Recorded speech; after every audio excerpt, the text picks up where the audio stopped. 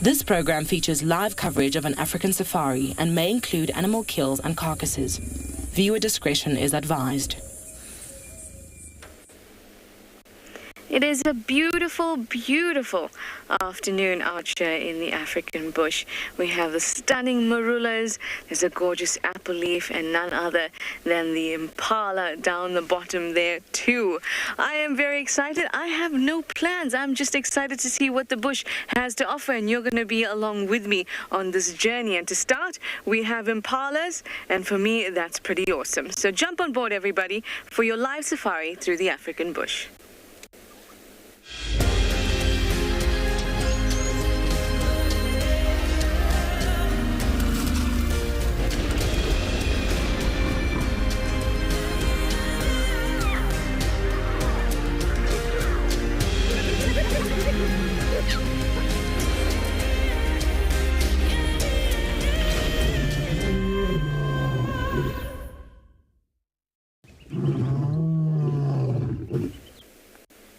Welcome everyone, welcome to your sunset safari. It looks like today, because it's such a pretty day, we might actually see a gorgeous setting sun. I'm excited. I must have said excited like 3 times now. It's me, Trishala, and I'm always excited, and I have Johan on camera with me. We have, like I said, not too many plans, but at least we have some impala to start with. It's really nice temperature. It's about 26 degrees Celsius, 79 degrees Fahrenheit. Couple of clouds in the sky, but it's a really good temperature. So I suspect that once the evening sets in, it's going to be quite cool. And you know what happens when it gets cool out in the bush? Predators are on the prowl, and that's what we're going to find. They're probably going to love these impala. In fact, they definitely love these impala.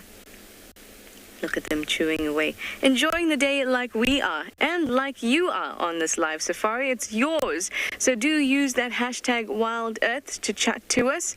You can send us your questions. You can send us your comments. We can have some great discussions. You can also use @FC on the YouTube chat stream. Or you can go to our website and you can register and you can use our questions and comments box. If you are under 18, please use kids' questions at wildearth.tv. We'd love to hear from all of you, of all ages. There's impalas of various ages in this herd as well. It's quite a mixed herd. Lara, you say you love a no-plan bumble. So do I. I just have this... It's sort of a big mystery when there's no plans. Because I've often said it's what the bush wants to show you. We can try finding things, but it'll only reveal itself if the bush wants to show it to you. And I quite enjoy that. Like turning down this road. I didn't know that there were impalas around. I knew the show was going to start. I just turned down, thought there's some beautiful trees, and there the impalas were. I always think they look particularly neat and clean and slick when it's nice and sunny.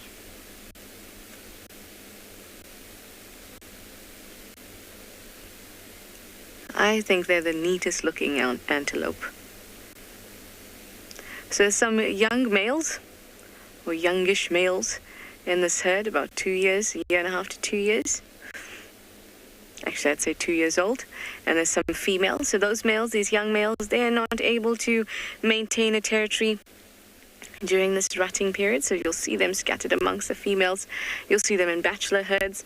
It's only those nice big males with the large lyre-shaped horns that you're going to see by themselves starting to get a little territorial, starting to feel the testosterone coursing through their veins. Well, I've told you about the weather here at Djuma this afternoon, so let's send you over to have a look at the weather at our other locations.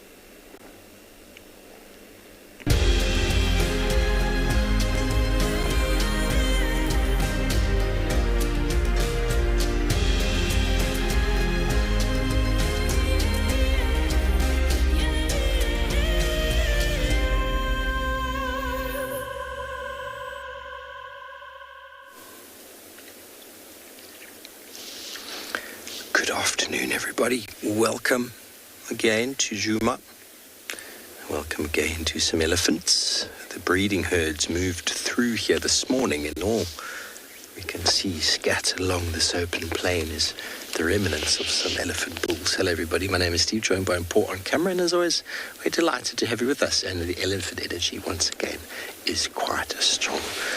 So, these elephant bulls just chilling out here in the open area, busy grazing, picking up on any forbs they might be finding. This area in the winter months is almost devoid of vegetation. So there's lots of little creepers, ground annual flowers that have emerged.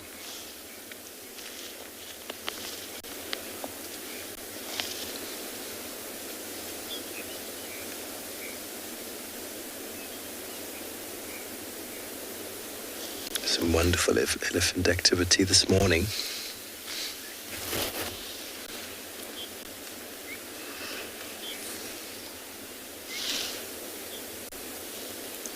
There is a very funny noise.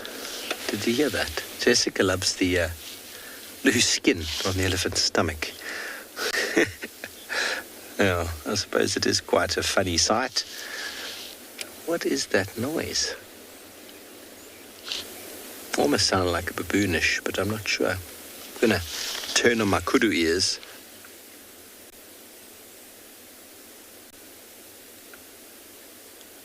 Sometimes just sitting and listening.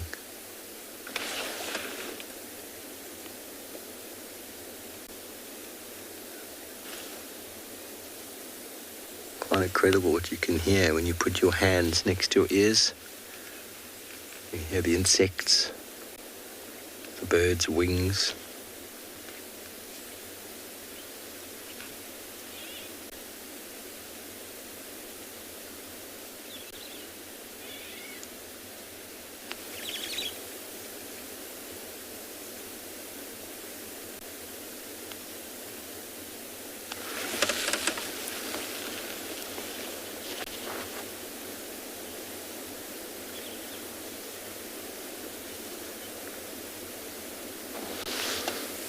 Haven't heard it again. There's another fellow on this side. He's busy grazing as well.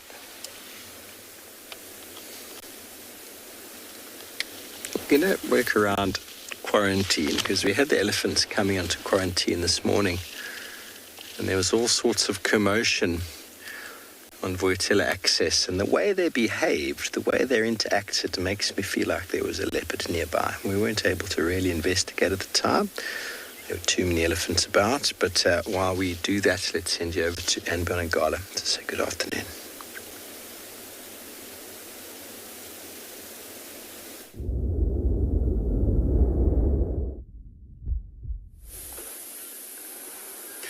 Good afternoon, everybody, and welcome to and Beyond Ngala Private Game Reserve, where we are currently sitting here. As you can see, that beautiful paw of a lion, and that is a young male lion or a sub-adult male.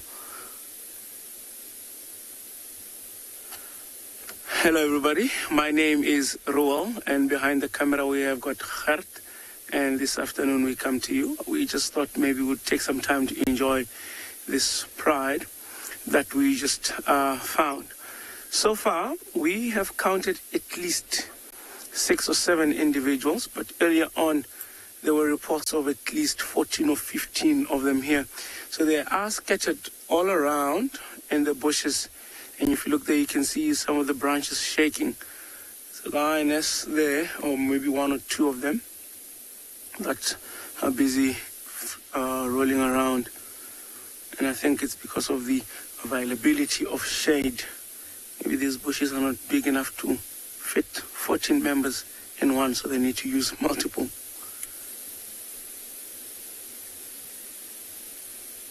And at this point, I'm not sure yet which pride it is, but it is a pride that we often get to see in the reserve. We've seen them, it's not the first time that we've seen them, but they keep coming back and crossing out of our property. Sometimes they visit for a day or two, and then sometimes they disappear for quite some time. So it's always nice. That's why I thought it would actually be nice to try and get here and show them to you guys.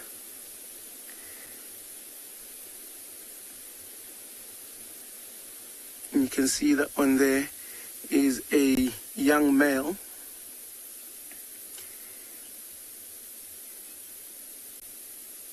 So these animals are all scattered and laying down. So I think for now we'll wait here, see if maybe we might get to see if the whole pride will eventually get up, and maybe we might get a very good count and see what the makeup of the pride is. So far we've seen at least 4 young males here, or 4 adult males, which I think when I look at them could be around the ages of 2 to 2.5. So it means that they are also on their way to experiencing a very exciting next step in their life, where they get kicked out and get exiled and they become nomads. But it will be interesting to see, because sometimes the movements of the whole pride is all that these young males know. And when they get kicked out, you can imagine how difficult life will become. And in fact, I've seen young males tend to follow the patterns that they used to walk when they were still young, moving about with the pride, but eventually, sooner or later, they realize that they are no longer welcome in that place, so they have to keep moving further and further. But if they all survive, it's going to be a very big coalition of males. Having 4 males, if not more, all together, that is going to be epic. I remember a couple of years ago here on Ngala, there was a coalition of at least 5 males, and they were called the Western males. Very big males, big mane, and they came from the West. It was a very, very strong coalition. I think they reigned for quite a long time. You can imagine when males try and take over a territory, sometimes it is 2, sometimes it is 3, and they have to go against the 5, which is just, the odds are difficult.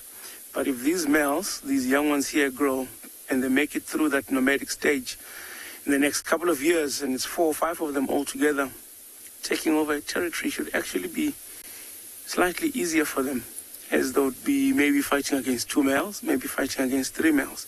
And they will be in their prime.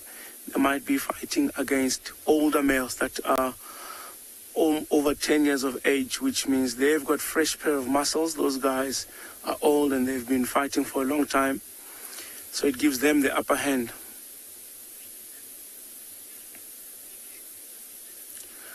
All right, so I think we'll stick around here for now. In the next while, we'll be sending you guys to Obakeng and see what he's got for you guys that side.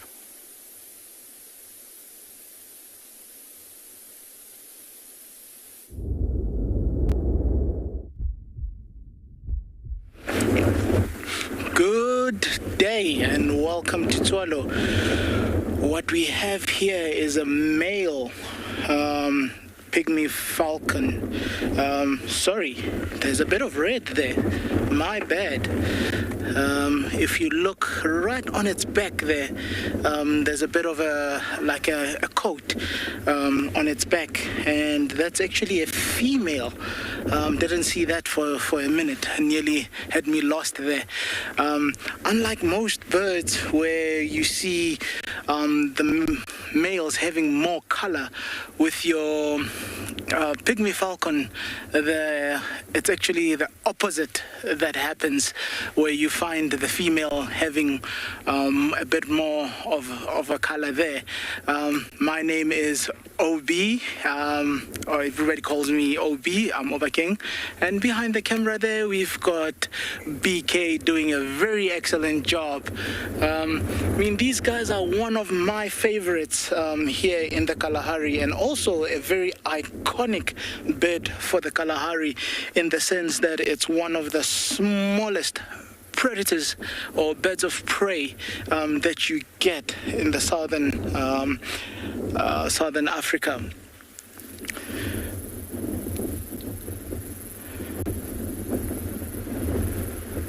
still resting there for a bit of the day. Very interesting. These guys would also have a mutualistic relationship with sociable weavers that you get around here. Sharing that nest for shelter. Yes, they do have a ring. We have on Tswalu a researcher that has been doing a wonderful job for us with these birds, and they ring them in that particular fashion, and each ring symbolizes a color or something very so what you'll see is there'll be different colors on different birds, meaning when they caught it, where it was caught. So all that in the ring, and the different colors of the ring would mention that. And that's why when we see them, we get so excited here at Tswalu. And we've learned a lot from that kind of research. Anthony is the guy that does that research, and that's how we've learned what importance these birds play here at the Tswalu, or in the Kalahari, or in these conditions. So it's quite an iconic bird. So yes, that's the importance of having rings on these birds. Good observation there.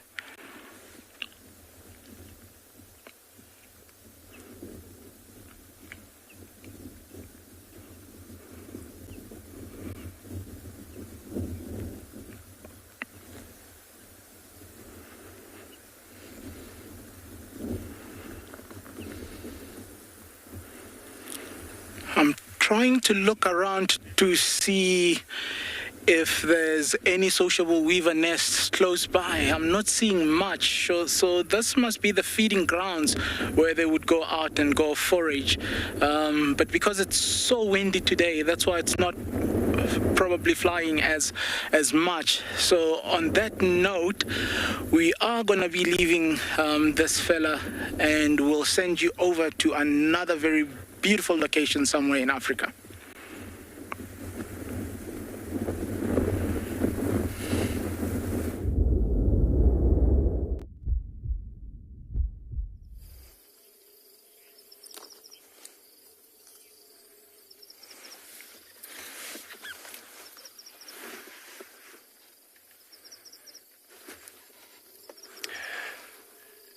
Good afternoon, everyone, and welcome to a rather cloudy and cool day here on and beyond Pinda Private Game Reserve. My name is Dean, and behind the camera we've got Craig with us. We're actually on a search for one of the prides of lions in the south, and we came across these two young male impalas having a little bit of a tussle. And it looks like the one on the right with the smaller horns is actually more of the instigator than the one on the left there with the larger horns. Every now and then you'll see him go in and give a bit of a headbutt. Quite an interesting time of year for impala.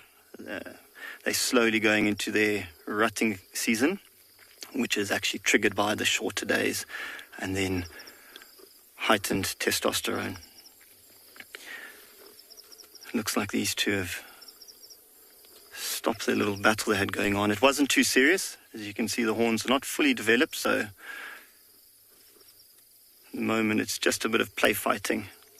But I'm sure as we go on, when we see some of the other herds of impala here on Pinda, you can see some of the larger males have actually now pushed out the younger males, and they'll keep that going for as long as they can.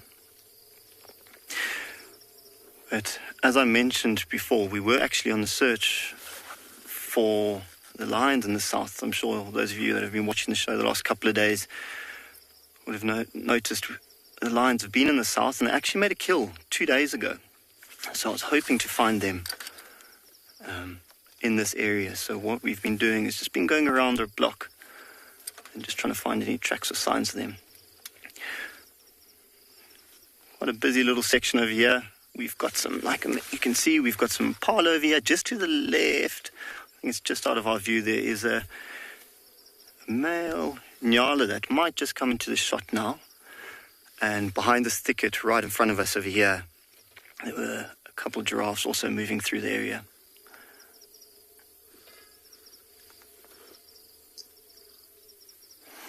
You can see all the green grasses come up nicely after the rain we've recently had. A lot of the plains game really enjoying it.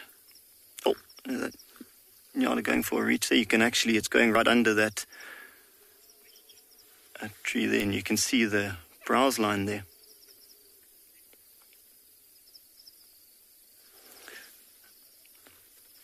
So FC, just repeat that question.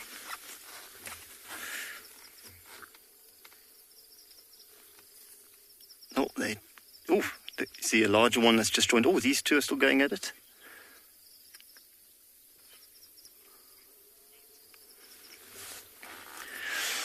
Vix, you're asking, would these two impalas fight till the death? No, I don't think they would.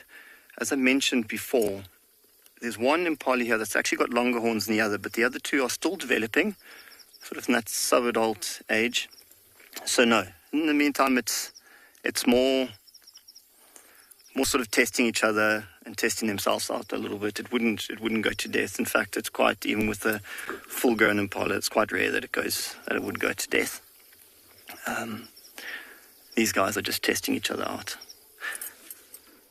As they were busy fighting, you can see now how a couple more male nyalas have walked through. These were actually the ones we stopped by earlier, and two of them were doing what we call a lateral display, but they seem to have stopped it now.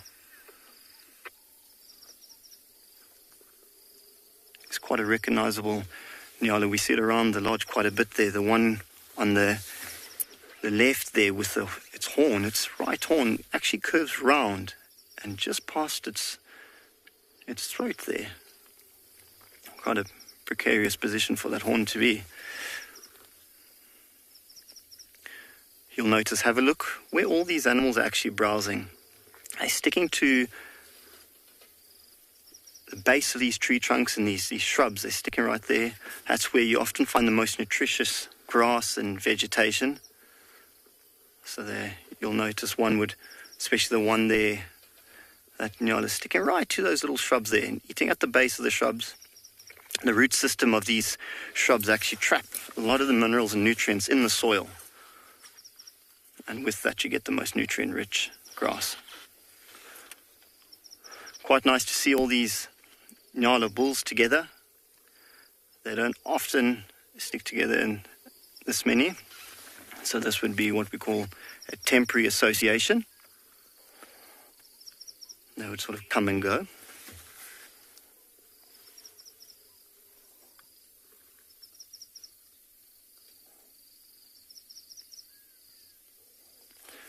Quite lovely to see all the white stripes running down those male nyalas there. If I'm not mistaken, the larger fully grown nyalas should have 14 horizontal stripes, white stripes running down the body.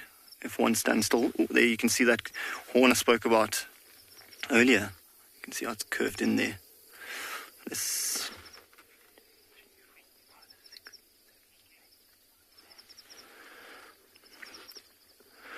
But I think what we're going to do, we're going to leave these impala and nyala and carry on our search, see if we can try and find these lions that we set out for.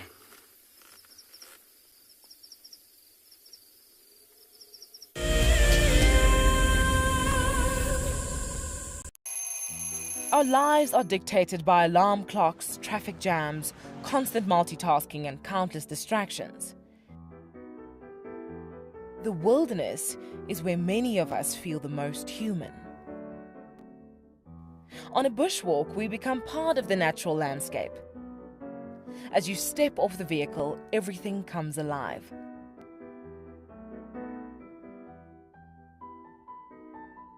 As with any risky experience, walking amongst these animals inspires awe and appreciation. Now, it's your turn to go on a bushwalk. Join us from Pride Lands as we slow down our thoughts, put aside our distractions, and reconnect with a place that first taught us how to be human. Wild Earth explorer Jenny recently joined Tristan as he broadcast live from Djuma. Awesome to kind of have a guest on board. I'm looking forward to this. This is Jenny. Hi everyone. Hi. And Jenny is the first of our Ticket to Dream holders. If you want to go on safari with a Wild Earth guide whilst honing your bush knowledge and of course featuring in one of our shows, then head over to our website. Literally being with Tristan on the vehicle today has been incredible. It has truly been a dream come true. Sign up to be a Wild Earth explorer and you could be making your first ever on-screen appearance. I would highly recommend being a part of the Explorer program and being able to be a part of an interactive live drive.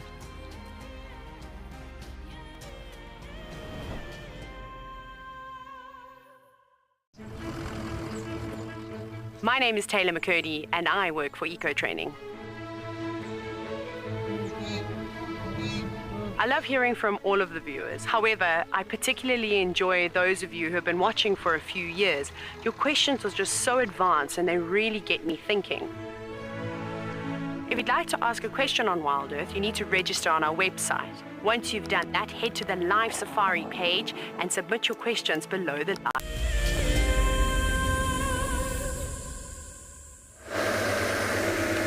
Hello friends, you're going to be very excited. I just managed to bump what appears to be Tingana.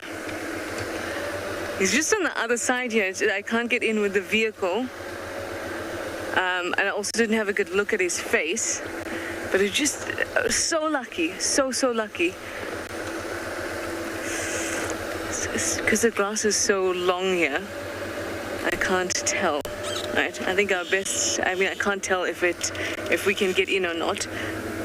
And the last thing I want, considering that we have our lovely big male, is to get stuck and then we can't continue to watch him. So let's be on the safe side. He's got to pop out somewhere, right? I'm in awe of the luck that we've been having last time and today. Let's just see. So his ears were very tattered, big male. Only male I know that's big and has tattered ears is Tingana. He was coming out from Mvubu Road towards this dam inside of Buffelshoek. He was right here. I followed him right in here. Come on, Tingana.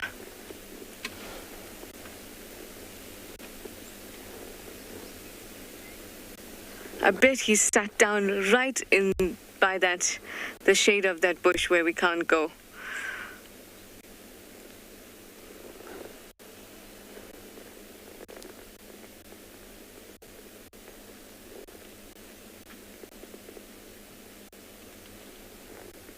That was amazing to see him. It'll happen, he'll come out. I'm sure he will.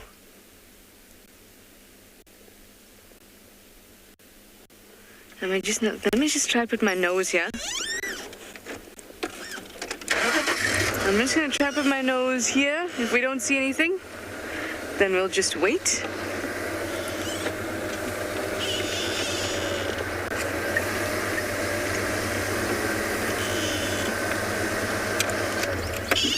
No, I can't see anything. So let me send you over to Ngala. They've got some lions, and then hopefully when you get back, we'll have our leopard.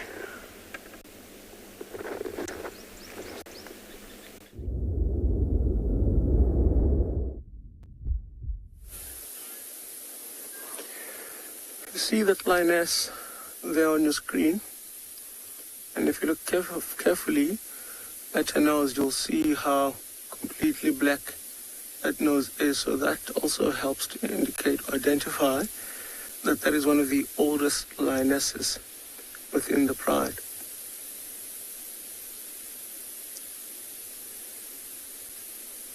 And if you look, you'll see a couple of cuts right at the edges of her ear.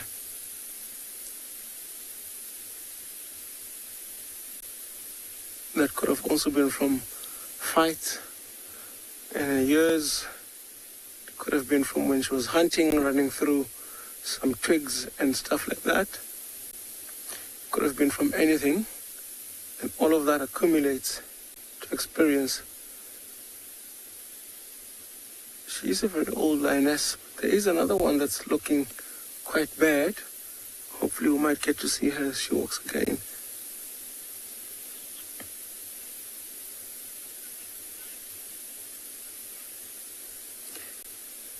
Evan, you're asking what is the biggest lion I've ever seen on the property.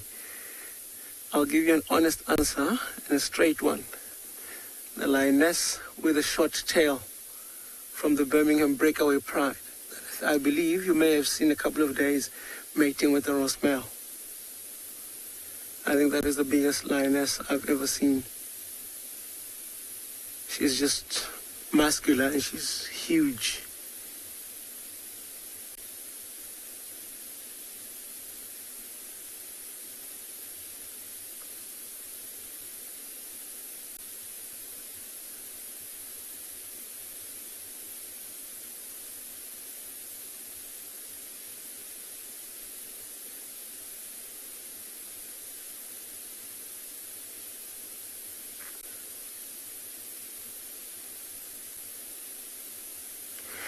It's funny how, when you look at them when they're lying down, they look peaceful. They look very lovely, and you just think it would be nice to walk around them, or you'd even feel safe to just perhaps jump over the vehicle. And sometimes when lions are like this, I just feel it gets to show a different side to them than always seeing lions hunting and always hearing these stories about lions killing wildebeests and zebras and impalas and all these other animals and hunting buffalo. I feel like there's half of the lion's life that's still missing from what most people know, how these animals actually interact with each other, how they socialize with each other, and how fond they are of each other. Because if you may have noticed, whenever one lion gets up to walk, not always will it walk past the other pride members without acknowledging them. So in a sense, what I'm saying is, if you pay careful attention, you'll see when lions walk past the pride members, they'll headbutt, they'll play around, and then carry on walking. And in short, that's just a way for them to actually keep strengthening their bond. So there is that hierarchy amongst them. It's not only the males that have the hierarchy, also the females will have that hierarchy, and that goes from the oldest, most experienced female all the way down to the youngest. And there are females that lead the hunt, and it's almost as if every animal or every individual has a particular role when it comes to the hunting within the pride. So they don't just hope to catch something. If you look carefully, you'll see that it's well coordinated, which also means that they do a lot more communicating than we give them credit to. It could also be non-verbally. They can easily communicate using their body language, their postures, when they've seen something, how their body changes, and other lions are able to read through that. So there is a lot behind that I think sometimes is undertold.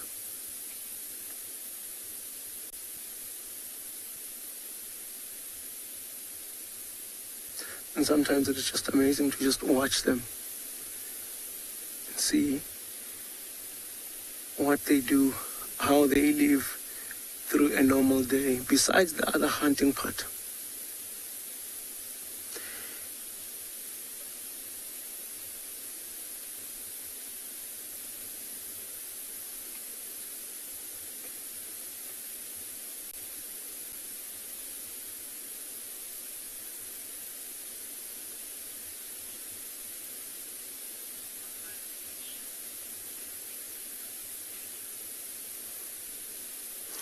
Vindra, you're asking I believe you're asking, would some lions take shifts just to look out when the other lions are sleeping?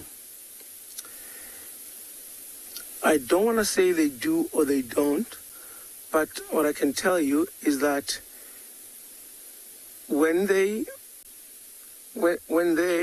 are all sleeping like this, they don't really go into that deep sleep. So if something was to come up here, you can see all these lions here have got their heads down. And suppose an elephant was coming or something else was coming. If they all hear it, you'll notice how they all will suddenly lift up their heads just to have a quick look.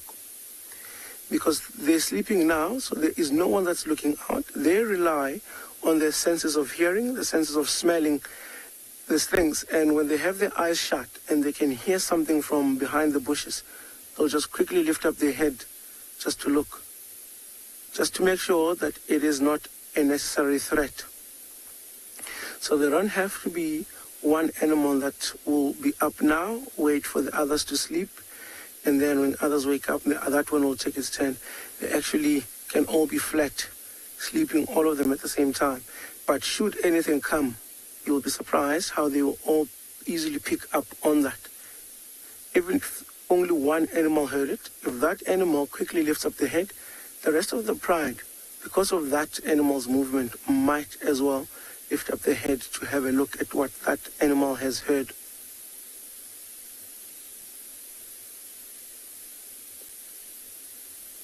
Do you see that? How they all quickly just lifted up their heads. They heard something, and they all responded immediately.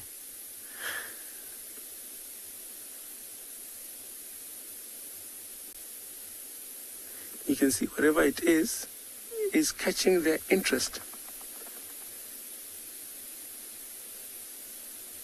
And it could be, I think it's a herd of wildebeest. You see how they seem to be taking a lot of interest now. Earlier on it was just two with their heads up. And now you can see a couple of them are up on their feet. So I think let's wait and see what will unfold. Maybe they might not be interested after all.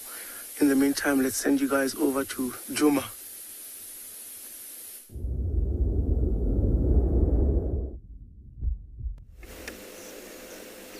Well, what an adventure I went on to find Tingana.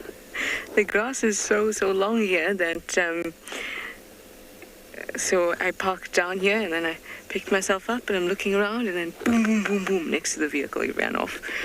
So yes, my heart was pounding just a little bit to see our big male leopard run off. You can see how well camouflaged he is, or well hidden rather, by all that grass. I'm sure you're so happy to see him. I'm very happy to see him. We've been too fortunate with our leopard sightings lately.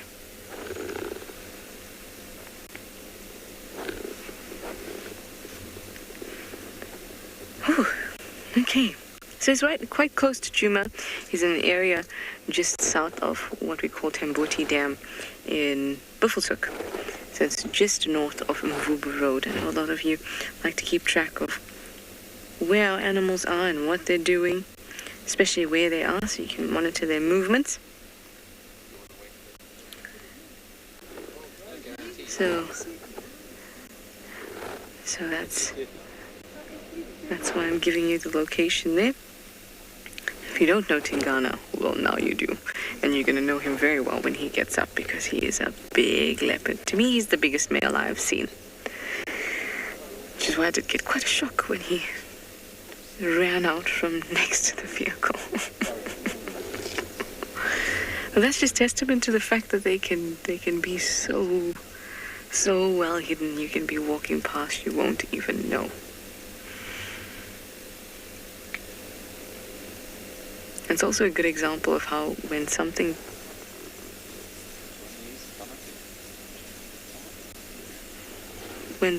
changes height, it affects animals quite a bit because it becomes unpredictable. They're not used to things changing height. So the fact that I put my knees on my seat and looked up and my height changed, immediately he was scared off. Darcy Ann, I know you're very happy to see Tingana. So am I.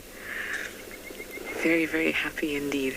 I'm complete now. Just so fortunate. Bumping about without a reason. Just decided, I didn't even plan on coming to the north, and then just felt like.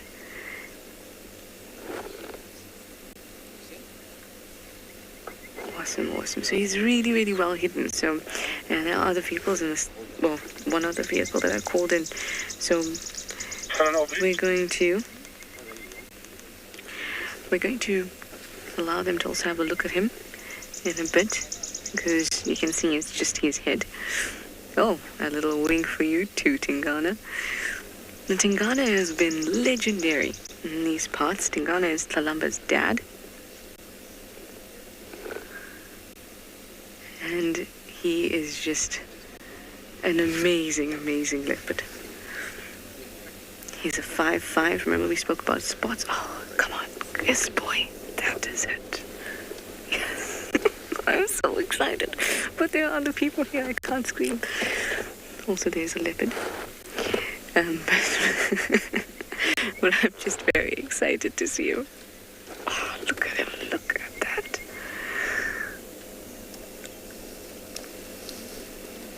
And again, he goes quite flat. So if you can imagine, if you were walking around in this area, if you were driving around, you'd never be able to see him. And for a leopard, this is a great spot. If there's prey items that come along or any threats that come along, he can be really well hidden. There's also the dam just off to my left. He can go there, have a drink. There's some nice trees for him to climb. And I've seen him here before. I've seen him in this exact spot before. I don't know if you can remember that sighting. It is when he had a python. Not the second time he had a python. First time he had a python, I think it was here. Second time he had the python, it was when Hosanna came and tried to steal it from him. Well, they shared it rather.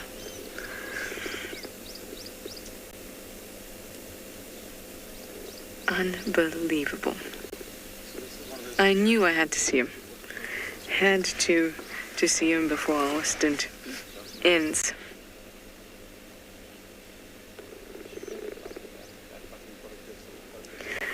Well, hopefully he'll pop out, but we're going to stick around with him as long as we can. And we're going to send you over to Pinder, who's also having quite a cat Thursday.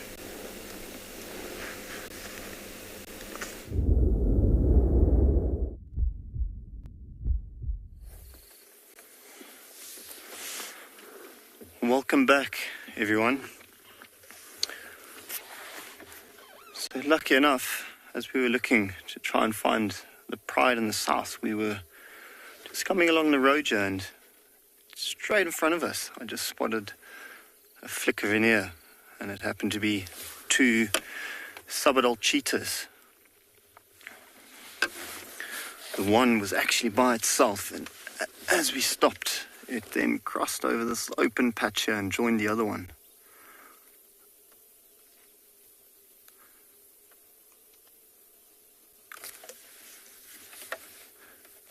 So you'll notice the direction they're actually looking, right across us and past the front of the vehicle and to this open area on our right over here. You'll see a little difficult to tell, but with this long grass, there's quite a big herd of impala over there, and a little bit to the right there's a few more over there. Every now and then you see a flick of a tail.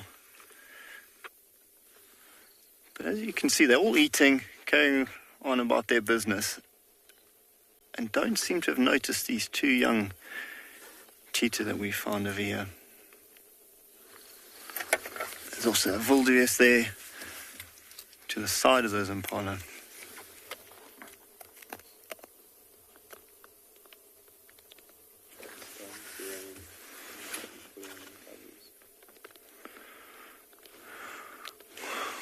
It's just starting, if you can see in the background how dark the clouds are, it's just starting to drizzle here. It's been hinting that it's going to rain most of the day. And it's just starting now.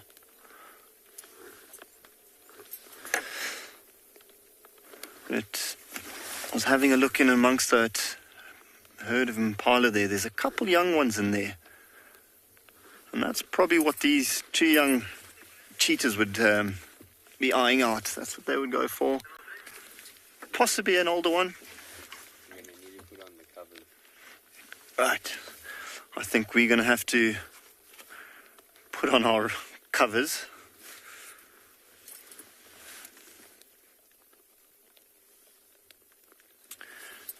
You broke up there, FC. Just repeat the question.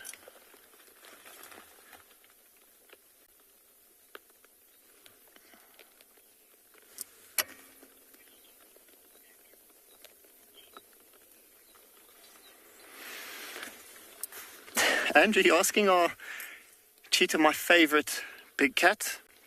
Oh, hard to say. Each cat's got its own special little place in my heart. But I'd probably say leopard would be my more favourite. I always find leopard always up to something interesting. But not to say cheetah aren't any less special. Especially here on Phinda, always beautiful to see cheetah.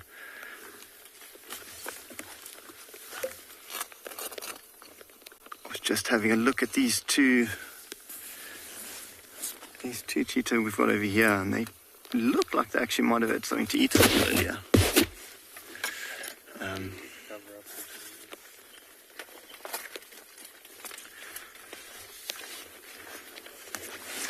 I think for now we are going to have to cover up a little bit. This rain is rolling in quite quickly. In the meantime, we're going to send you over to Steve in Djuma.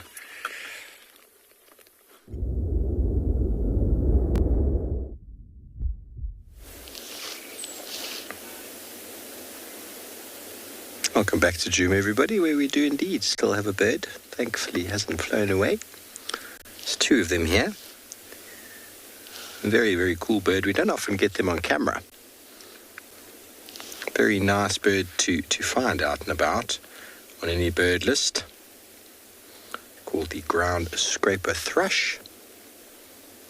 Very easy identified by that sort of black sort of line through the eyes. If you can see it, it's sort of a grey back, but you see that sort of double black line that goes one behind the eye and one through the middle.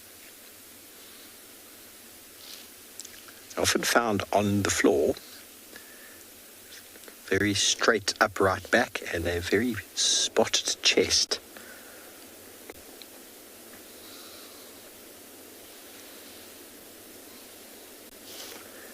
Being very accommodating. If you've ever seen a thrush before, it's very characteristic, the way it stands, the shape of the beak. The olive thrush, the Karoo thrush, very much like that, although they are slightly different in colour. They're quite terrestrial. They like to walk along the ground. And they walk and then stand up tall. Walk and then stand up tall. It's a very characteristic sort of feature of the thrush species, or different species that move around, being mainly insect eaters. And the ground scraper enjoys some earthworms, so they must do a little bit of digging. My kind of bird.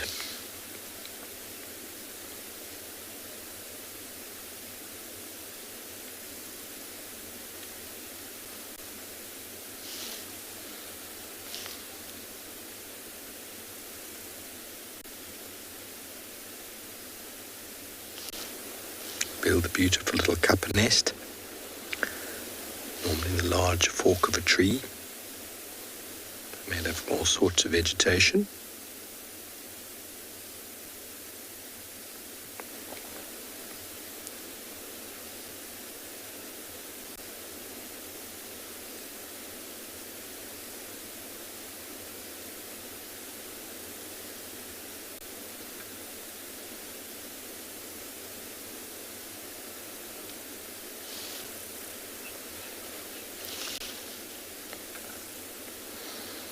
Okay, well, we're going to move on to do a little bit more birding, see what else we can find. Let's send you over to Trish with a leopard.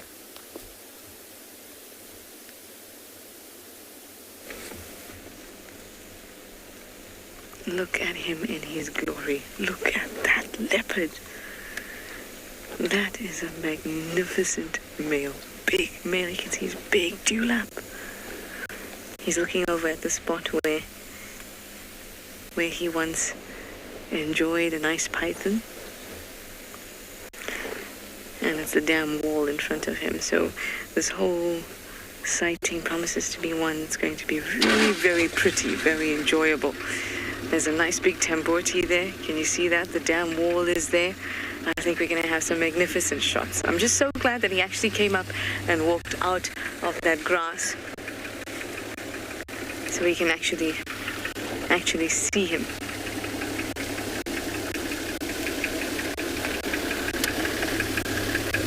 I don't know why I have this feeling that we're going to see another leopard. You know, sometimes we can tell that from behavior and chuffing and the way that they look alert and stuff like that. But I just have a feeling that there may be another that'll come around. I don't know. All this potential.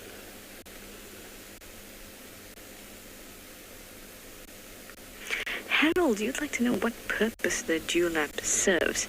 It's actually quite an interesting thing. So it's quite an old structure, or rather an ancient structure, and it's, in terms of biology, it develops, or the genes for it to develop happen from birth, and for some reason cats now have still retained this dewlap.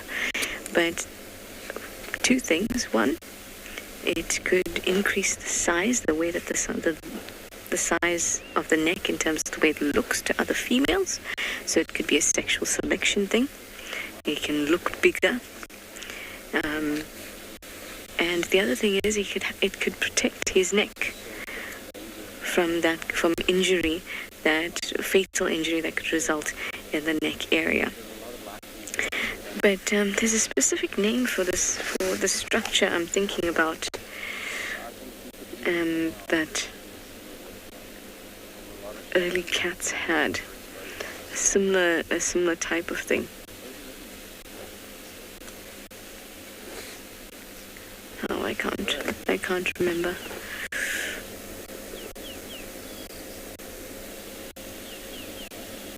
It'll come to me. Something related to belly fat or belly fur, or it'll come to me if I remember it. But in terms of its relevance now, look at that. It could be a larger size, especially that nice thick neck, and also a lot of the power of a leopard lies in its neck. That's what it uses to hoist. It's very muscular.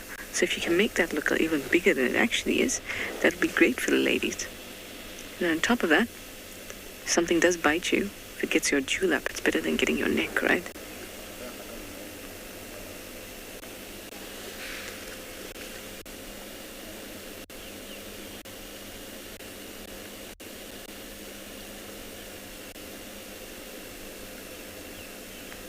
Hi, Lana. You want to know, well, exactly how old is he? He's estimated to be born in 2006. So 14, 15 years old. He's in excellent condition. Like I said, possibly 15 this year. But for me, he looks in excellent condition. For a leopard that age, we kind of suspect he might be younger than that. Maybe 13, 14, but the first time, the estimate is 2006, because when he was first seen, he was estimated to be to have been born in 2006. I was not here when he was first seen, and we don't really know who his mother or his father is. As far as my experience here, he's been a very stable leopard, the one I've always been able to count on, the one I've known. I can't imagine Djuma without him. This is Tingana area for me. It feels solid.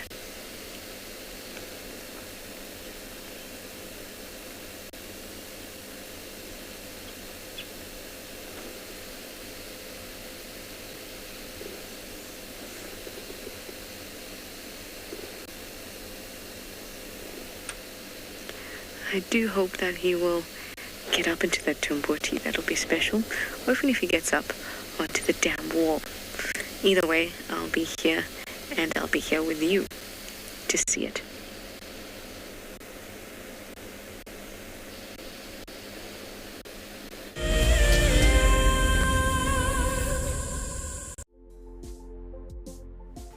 On the 27th of April, Wild Earth will be turning 14 years old, and we wouldn't be here if it wasn't for all of you.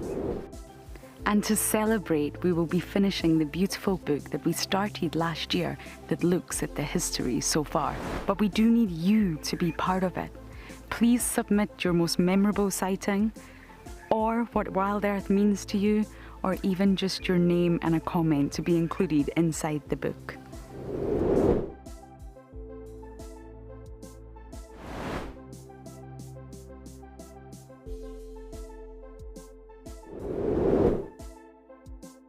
Head over to the website to add your name and reserve your copy.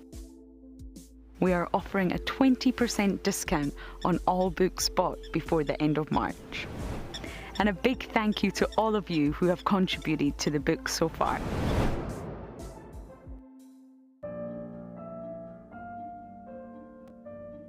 With a slew of potential dangers lurking, it's essential to be aware of your surroundings whilst walking in the wilderness.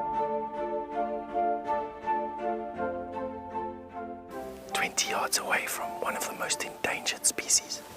This is a big bull. What a moment, what a close encounter with an Ellie bull. He's just over here now. He's moved completely away. Being on a bushwalk and seeing a leopard, I mean, it's ridiculous to be this close to a leopard on foot and for him not to run is absolutely insane. How crazy was that? Through the gap there is just the back of the head of a male lion. He is absolutely unaware that we are here right now. I tell you, seeing lions on foot, it definitely brings out the caveman in you, this little scared human being. My name is Lauren, and I'm currently working in Djuma Private Game Reserve here in South Africa. I love answering your questions during the live safaris. It's my favorite part. It feels like you're on the vehicle with me, and I'm able to teach you exactly what you want to know. If you want to ask a question on Wild Earth, then you need to register on our website. Once registered, you must go to the live safari page and ask your question below the live feed.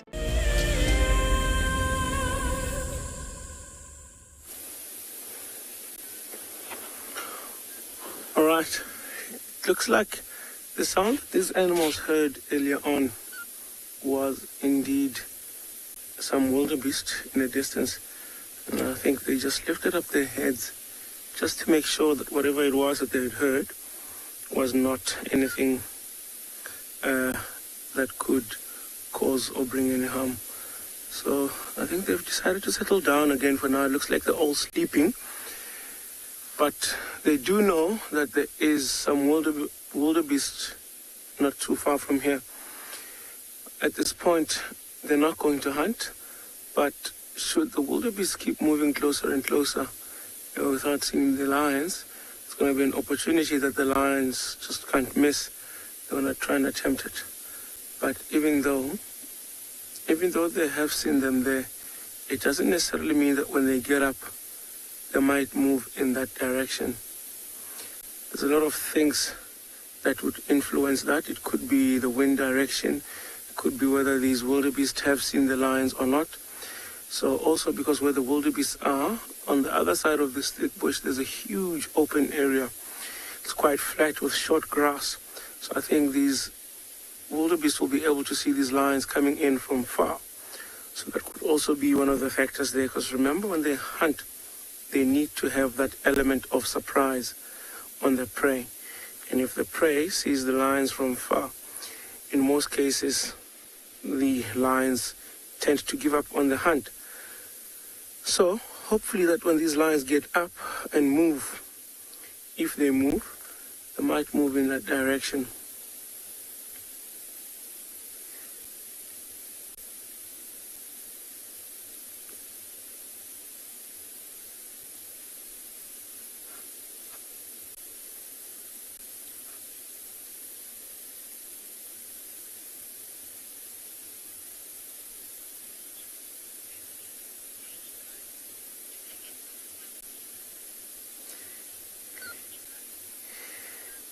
Beverly, do these lions get eaten by mosquitoes?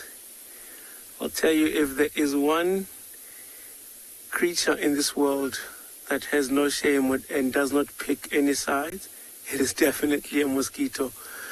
Yes, they do get bitten by mosquitoes. Mosquitoes will potentially suck blood from any animal that they can. There we go, there's an itch. Could be one. Could be a tick, could have been fly or anything there.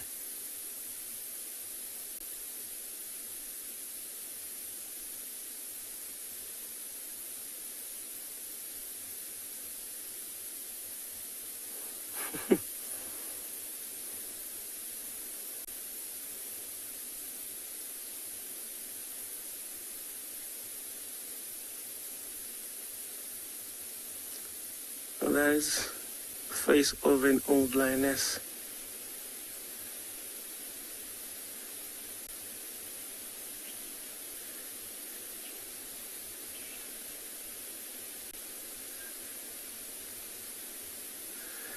I don't think these lions are going to go anywhere anytime soon, eh?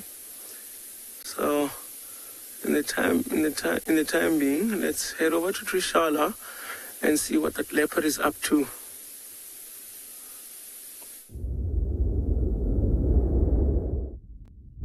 I just wanted to call you guys over because we're going to have to leave Tingana sooner. No, I know. It's just because he's in Buffelshoek. So what that means is that between 3 different areas, we only share 2 spaces in this property. So in order for others to come in, I'll have to move out. So let's try and get as much as we can out of him. In fact, he's moving towards Buffelshoek cut line, which is awesome for us. Which means that we might not have this Buffelshoek problem, as in the vehicle number.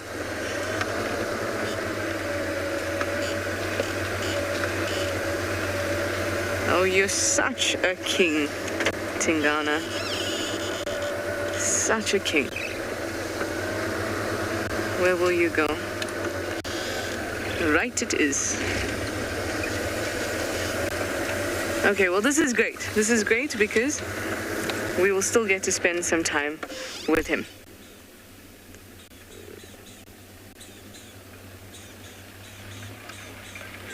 Kelly, I'd like to know what the average lifespan for a male leopard is. It's about 13 to 15. So he's doing very, very well. Unbelievably well, actually. Look at him. Look at that. That is swagger. Leopard swagger right there. He's big and chunky. He's just fantastic. Absolutely fantastic. Let me just move off to the side so the other vehicle can also get a chance to enjoy Tingana. We'll just watch him like this.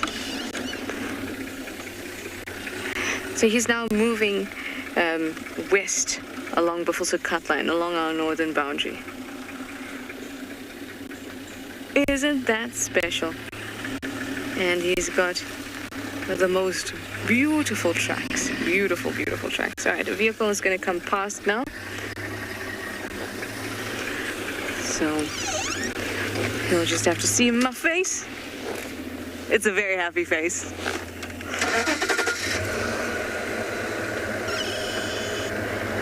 Where will he go? I wonder if he'll go back into Juma. That would be great.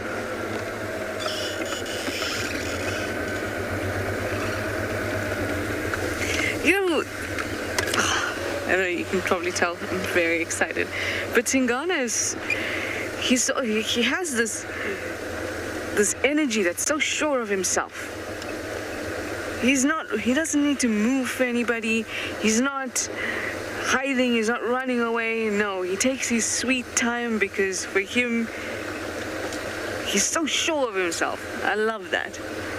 I love that. You don't have to worry when you find him. He's not gonna take you on some wild goose chase. He's not gonna go round and round. He's gonna be himself. And that means that he's going to only be thinking about him. Not to worry about anything else. Chessel, you'd like to know if he's been seen mating recently? Not as far as I know. Actually, let me think a little bit harder.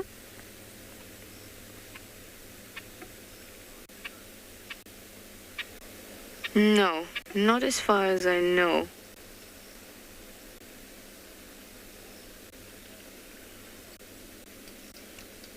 Shidulu and Mulwati, I think, were the last that I heard of the males mating. Let me just try and get to the side of him. But not Tingano, not at least not what I've heard. I mean, he could be mating all the time. I just didn't get the memo. Neither of us, rather.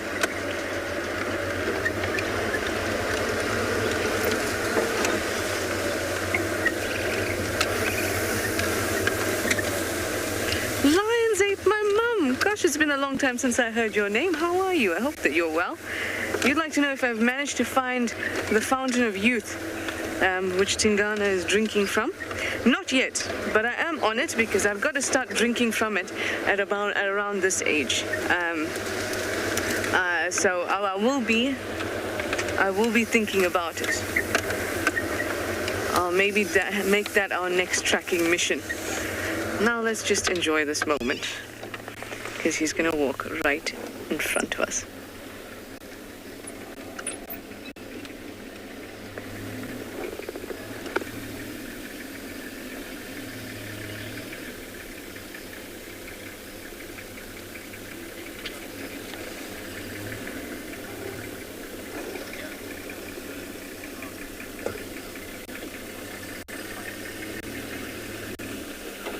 The muscles by his shoulders.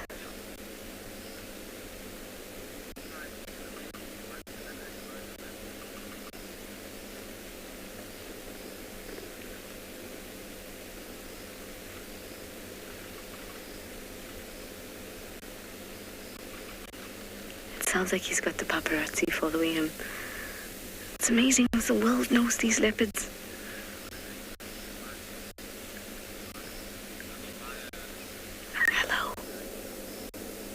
Are you salivating there?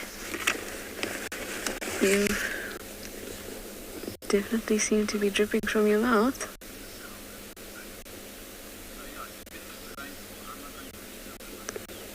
He didn't have a drink recently, so perhaps my feeling that there's going to be another leopard is not so far off. Just having a look behind me. Nothing. Off he goes. Oh, look at that light. He's looking at... Oh, what a car. Let's go around a little bit off to the left.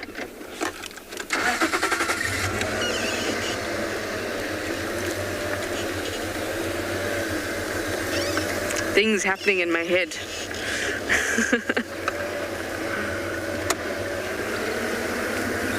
Possibilities.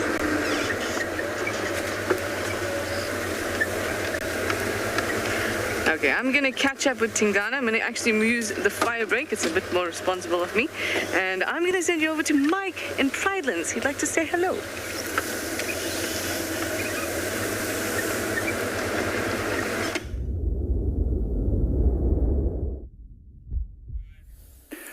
does sound like it was a beautiful sighting, and we are right now watching one of my favorite trees. This is a large-leafed rock fig that is burrowing into the rock here. It looks like a dolerite rock, and it is slowly eroding away that little piece. An amazing thing that can take thousands of years. Absolutely spectacular. Absolutely spectacular. Oh, and you can hear some elephants in the distance as well. That's pretty awesome. That's actually what we're looking for right now. Looking for this, well, we stopped here for this large leaf rock fig at a high area to see if we might be able to spot some elephants. But everyone, my name is Mike Anderson. Behind the camera is Niels. And you've joined us here at Eco Training's Pridelands Conservancy, where it's nice and warm this afternoon, not too sunny, a little bit cloudy. And yes, we stopped by this tree because it's such a spectacular tree. I really absolutely love these large leaf rock figs, and they only grow on rocks like this. Something to do with the fact that they need specific conditions to germinate. But what I think is amazing is that you can also see that this tree has been hammered by elephants in the past. It's not often that they get to get up onto these high areas, and you can see that tree has not escaped those elephants' attentions. In fact, we've seen some pathways over these rocky areas where it looks impossible for an elephant to get past, but they somehow manage. And the fruits are not only favored by elephants, but also by African green pigeons, one of which just flew over a few moments ago, just before we came live. We don't see them too often in this area, but they are absolutely fig specialists. They do occur here in this area. Now, one other plant, so we've talked about this tree having loving to be eaten by many different animals, from elephants to African green pigeons. But we've also got this plant here behind me. This is turpentine grass. Now, this grass over here is absolutely not eaten by many things at all. Turpentine grass is not palatable, but it does have some interesting uses. Now, this grass is growing in a bit of a clump around us just over here. You can see all around me we've got this turpentine grass growing, and it's not really being eaten by many things. And that's because the name suggests that it's got a very strong chemical smell. It smells just like turpentine. Now, I've got a little piece in my hand here that I just plucked. Now, this piece here has got some of the roots attached. Now, that is the part that smells the most of turpentine. If I give this a little bit of a whiff, yeah, it's really strong, actually. At this time of year now, with this abundant rain that we've had, all these grasses and plants are growing larger and more abundantly and more ferociously than I've ever seen before. And so, yeah, this clump of the roots here and some of the lower part of the stem has that really strong turpentine smell. And so it can be used, or it was used previously, to protect, grain and things like that, food stores from mice and rats. They don't like the smell of that turpentine at all. But also it's said to bring mild hallucinogenic properties to anyone who dries these roots, crushes them up and smokes them. So I don't know if I'm going to be doing that anytime soon, but it certainly is said to produce a mild hallucinogenic property. I won't tell you how to identify them too much, because otherwise you'll have a lot of people starting to try them out. Hopefully not. So this is the turpentine grass. It's really spectacular stuff. Now, we did hear elephants calling from just down the hill.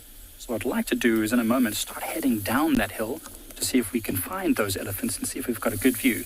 Just down there is Leopard Dam. We're sitting on the east-west crest that just sits just to the south of the dam. And if we head down this rocky slope, we should get towards Leopard Dam, where we heard the elephants calling, and now we know that Isilwini, that massive elephant bull, is also around this area. So maybe he's the one that's causing these elephants to trumpet like that. So in the meantime, whilst we make our way down there, we'll send you back over to Trashala with Tingana.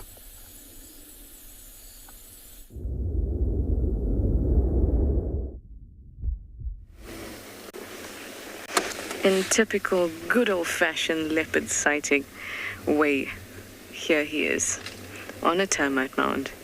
There's even some elephants in the distance behind him. We can't see it now, but I think it would be day-made yet again if we manage to catch him up on that termite mound. Elephants in the background, my goodness. I won't know what to do with myself. It feels like it's been such a long time since we had one of these sightings with him. He's just sat on the termite barn, just giving us this really magnificent scene to take in. Grass all around him. Beautiful vegetation, clouds, the sun. Oh. Just magic.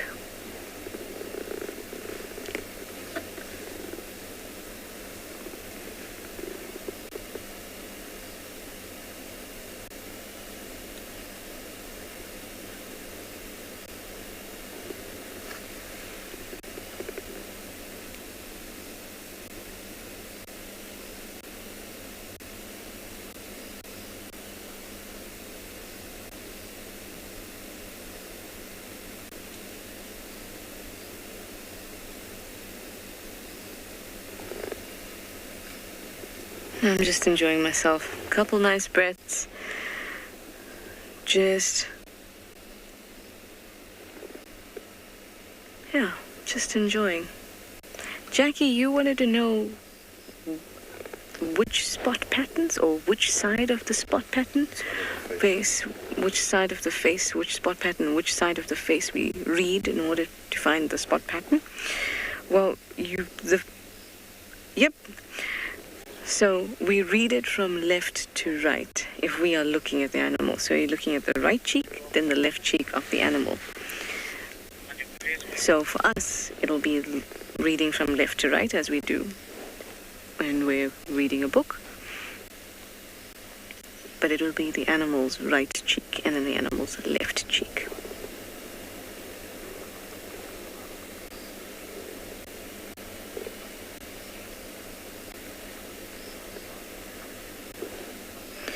As you can imagine,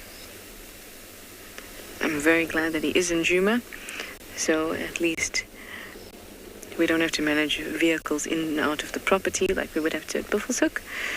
It's just in and out of the sighting. But I was the first one to find him, so I'm going to have to leave soon to allow other people in so that they can enjoy Tingana, and there is a bit of a lineup happening already, so I'm hoping that he'll give us one more good view of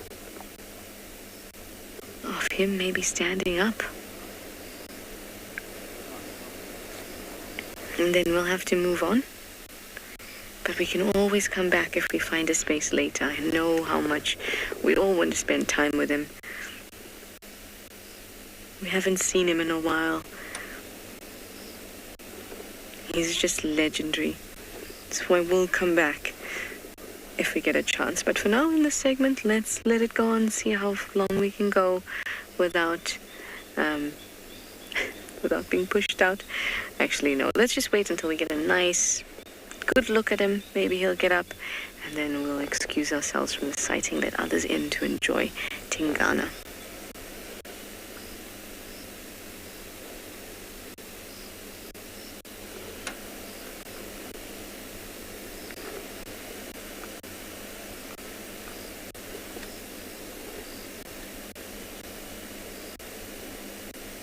That's just beautiful. Oh, termite found the sky.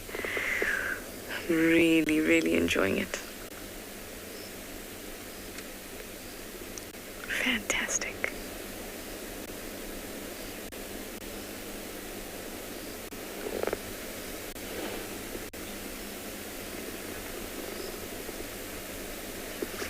Brittany, you'd like to know if I think he travels far when he disappears? I don't think so. I mean, he does. He's been seen in Arathusa. He's been seen in Buffelshoek, Torchwood, Chitwa. So he does definitely roam around quite a lot. But I don't think much further than that. He's just not bringing too much attention to himself. There's currently some speculation on whether he's nomadic or not. We haven't seen him be too territorial lately, the last couple times we've seen him. So that would indicate that he's maybe not keeping a territory as tightly as he used to. but I don't think he travels very far. I see male leopard tracks around often in areas that I wouldn't expect to find in Hlangula or Mawati. So I think he's around. I think that he's just keeping a low profile.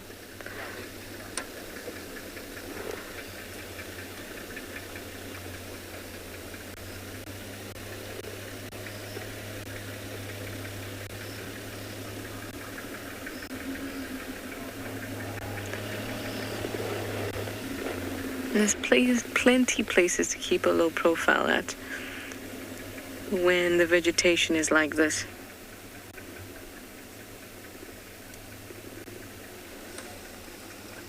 Leopard lover, that is a great question. You'd like to know if the Jacobson organ or the vomeronasal organ can tell a leopard how old a scent is. I have no idea, because it's very hard to collect that kind of data, but it would make sense that it does. So it makes sense that it does. Don't you miss my jokes?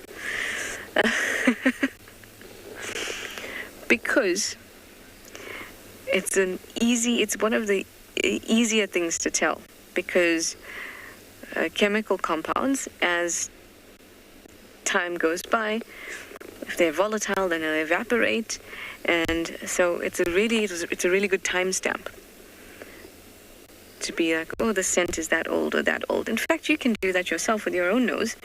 If you smell spilt milk or something, which is horrible, especially if it's on the carpet or in your car.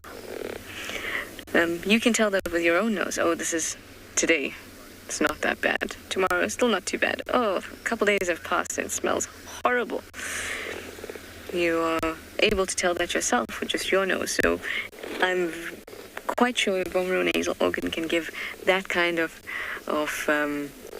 information to the leopard as well. Also, that's critical information. It's information about who's been in your territory and when. And also, maybe you forgot whether you did this road or not.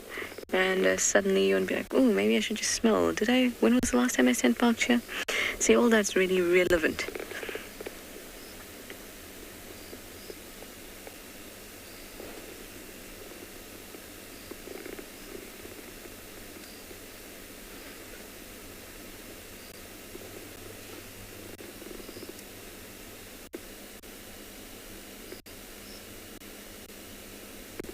Sophie, you'd like to know if I have to be aware of my scent in order to not affect the animals?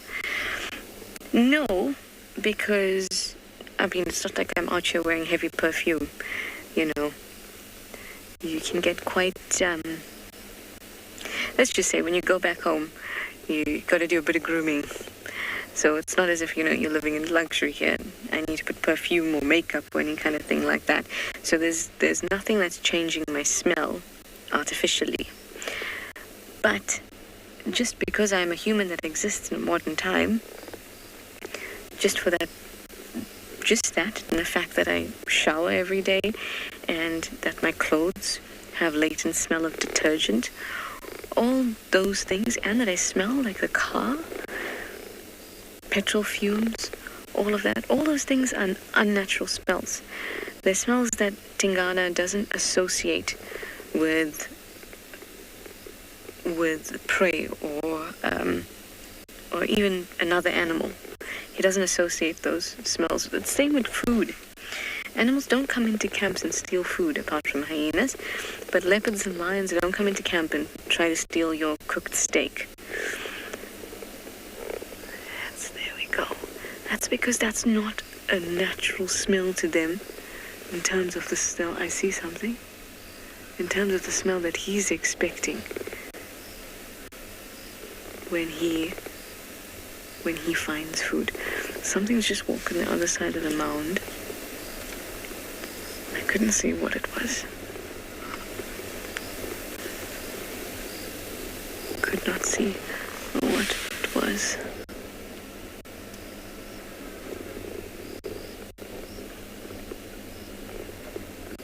Let's just be patient.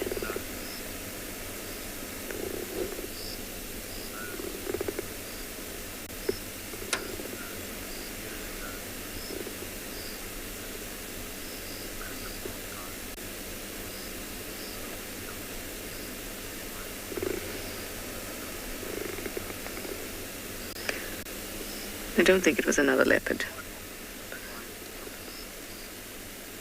At least it didn't look like it. All right. Oh, off he goes.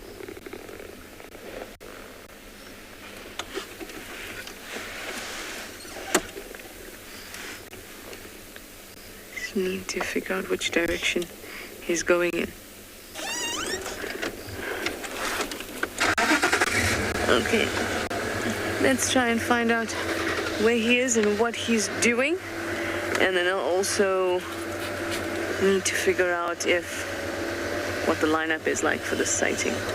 So let me do all of that.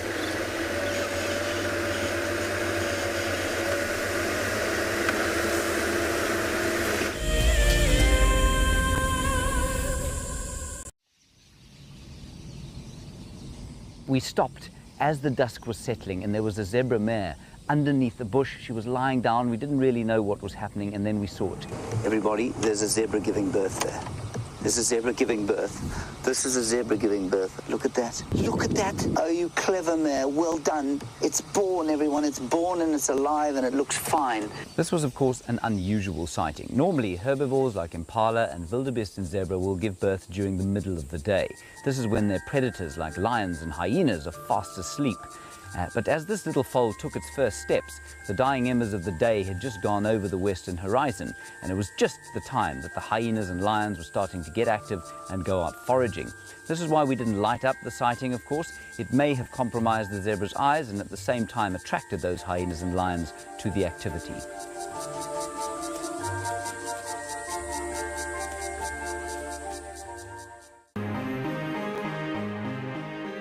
I'm absolutely delighted to have won the February prize draw for 3 nights for 6 people at the Djuma Private Game Reserve. I absolutely love everything Wild Earth has to offer. I find the guides extremely knowledgeable and will go above and beyond to ensure a great safari experience. I will be taking my husband and family from the UK to experience this once-in-a-lifetime opportunity. One of the main reasons I joined the Wild Earth Explorer program was for the fireside chats and also to win an incredible prize, which I am so fortunate to win and incredibly happy. I would like to thank Wild Earth for this amazing prize and cannot wait to meet the team.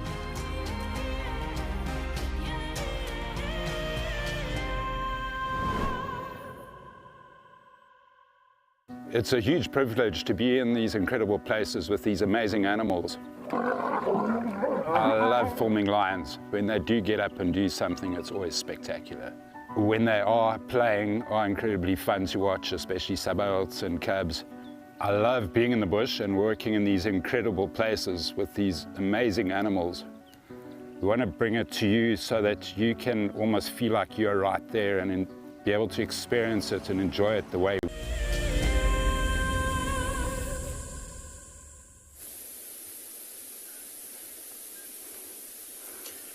You can see the sun shining on these animals now, and they're still sleeping. You can see all of them still have their heads down. Like there was that one there in the far that had its paw resting on the bush. I think that's one of the young males.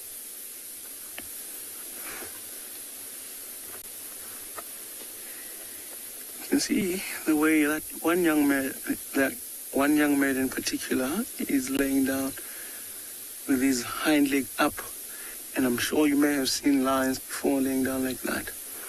And that exposes the white underparts, and it allows a very cool breeze underneath on their stomachs.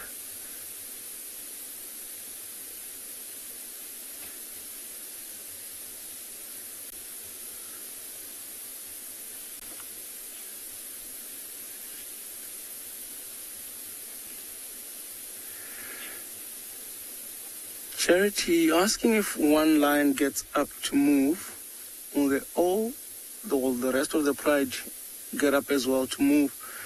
So it depends on the reason why that animal is moving. If that animal gets up to reposition, maybe get into shade or move from one tree to the next one for better shade, they might not. But if they see the body language that that one lioness is on the move, the pride will follow and get up. And in most cases, it is with how they communicate well with each other and all about the leading lionesses that take charge. And I think if one or two of those lionesses get up and start moving, the rest of the pride will get up and start moving as well. So like I said earlier on, there is that type of hierarchy, and even with the females. So if the oldest lionesses get up and move, it means that it is time to move on. So the whole pride will get up and follow.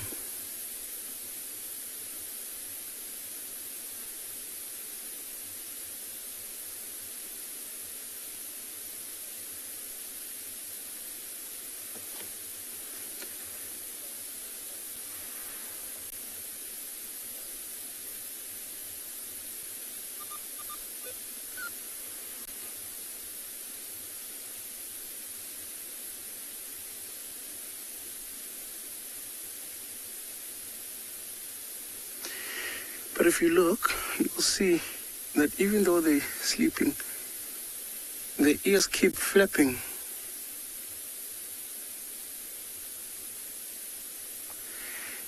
Lincoln, yeah, as I was saying, if you look at the ears there, you'll see that they're all, sometimes every now and again, the ears will twitch. And you're asking if they are fast asleep or half asleep. So even though they have got their heads down, they are still active. And that little ear movement is from the little flies that keep flying around. So they are not in that deep sleep, but they are just half asleep, I can say, to answer your question. So which means that they're just resting their bodies, their senses are still sharp. They can possibly even hear now that I'm speaking.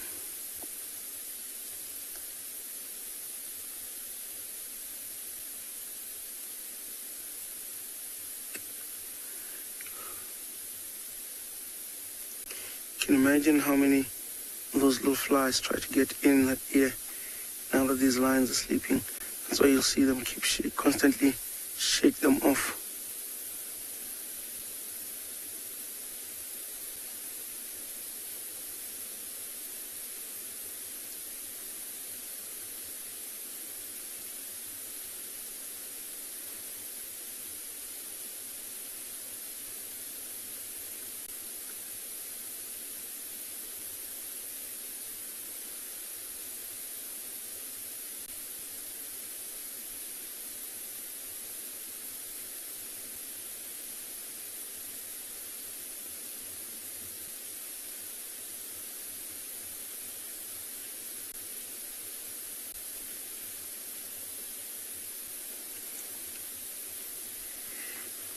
Casey, are their paws soft underneath?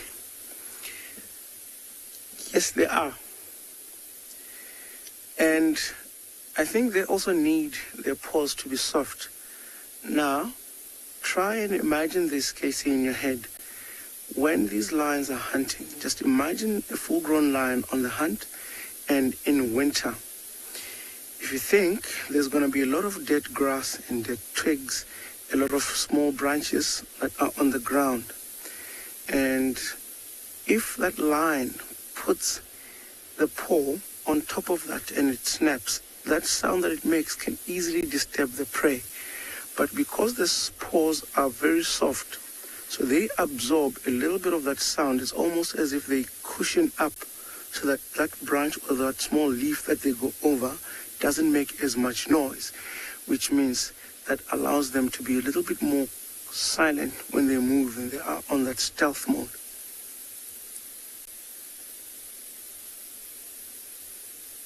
And you can see that one young male, and you can tell that he's a young male if you look right in the middle there, and you can see his mane starting to come out. If you look in the middle of the head, you'll see it going down in a straight line towards the back. And those are very sharp teeth.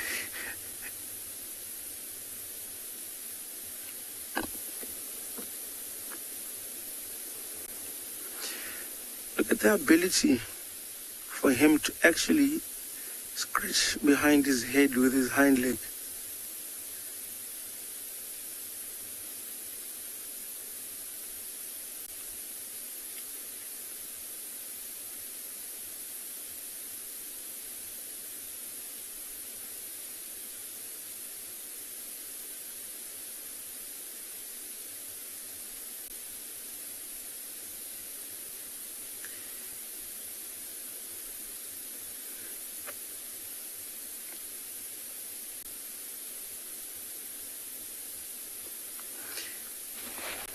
You could sit the whole day and watch lions,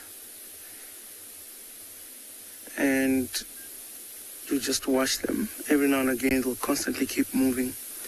I think in the meantime, while we wait for any other interactions or activity with this pride, we'll send you guys to Mike and see what might be at the dam where he is.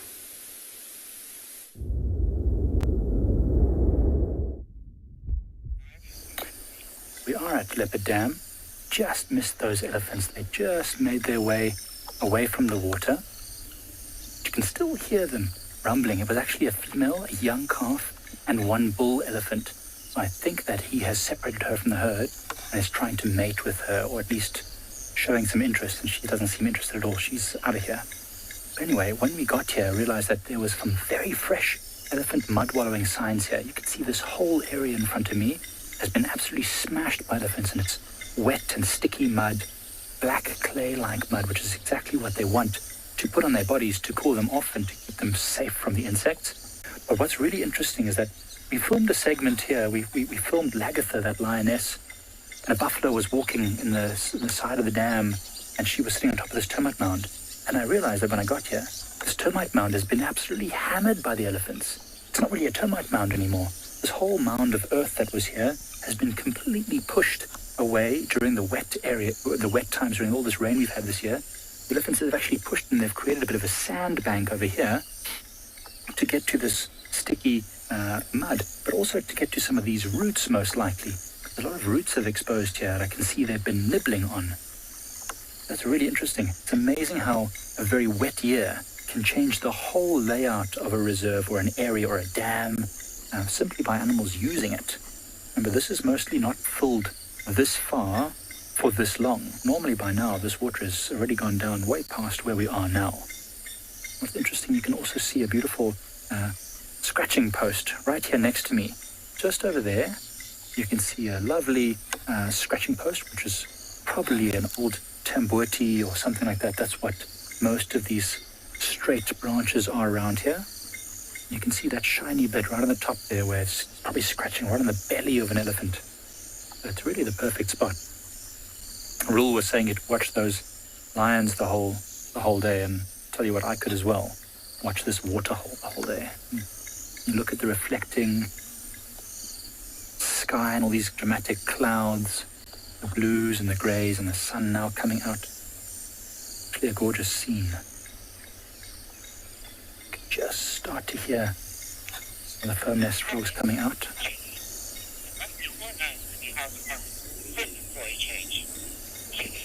Kelly, it totally is nice to be out on foot. I was actually thinking that when we were with Rockfig, how amazing it is to be out on foot. Just to be able to walk around, even if we don't find a lot of things to talk about when there's no signal or whatever, to be able to walk. You know, I always tell everyone that I'd love to spend the whole day at the dam and put a hammock out. So maybe on tomorrow morning's show, what we'll do, Niels and I will just come and put some hammocks up and just wait at the dam and see what comes down.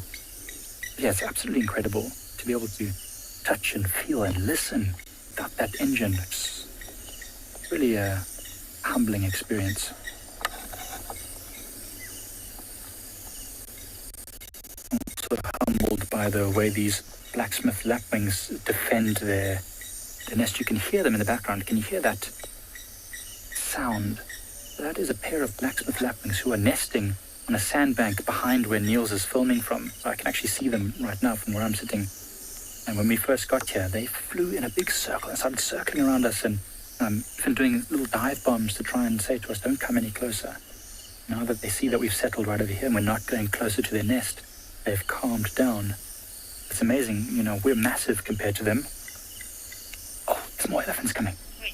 More elephants coming down to the dam. When there's one, there's more. How lovely.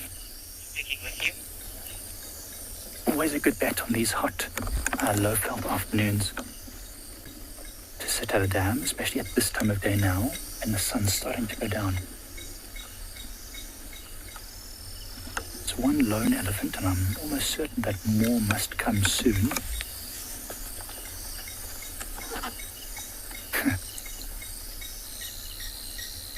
Amazing what you notice. I'm so thankful we've got our trusty backup film there.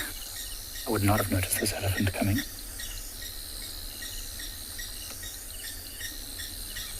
They've chosen that spot there because it's shallow and it's sandy. The water is invariably going to be a bit cleaner and easier to get to over there. On some of these steeper banks, it's usually quite muddy.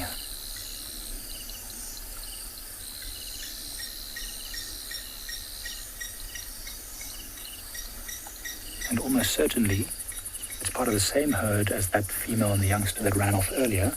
This elephant will probably follow them. Cheryl, from this distance, I don't think this elephant can even really see us as long as we don't move too much. The sun has gone behind some clouds. I'm wearing some muted colors. Niels is very well camouflaged amongst the thickets. So I don't think the elephant would see us as a threat, especially from the opposite side of the dam. However, if we were to stand up or move very quickly, or talk loudly, do all sorts of things, that elephant might become alarmed and then decide that it doesn't want to have anything to do with us and move off. So that's why we're not going to move from here. We're going to stay nice and quiet.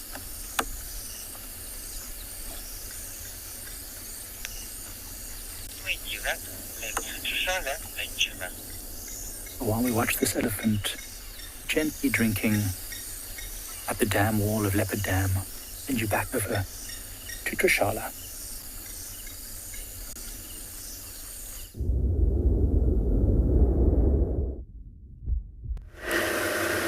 Mike, I think you're gonna love bushwalk. You already said that you think you will. You know, it's got some elephants. I used to love bushwalk when we used to have it here. You can have the time of your life. Well, we've now moved on from Tingana for now. We just had to let, like I said, other people enjoy him too.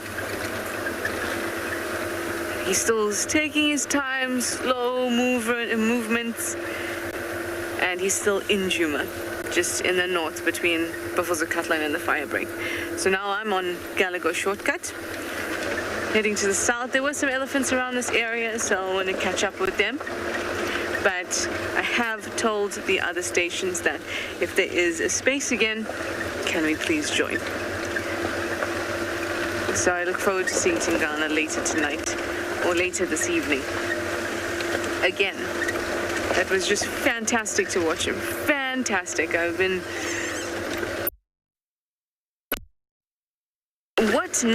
What a scarcity of leopards does, you know, when we don't have lots of sightings, is that when you see them again, you have that excitement back. It's not like, oh, look at the leopard and seen them before, you know, like 2 days ago, whatever. It puts that fire back in you.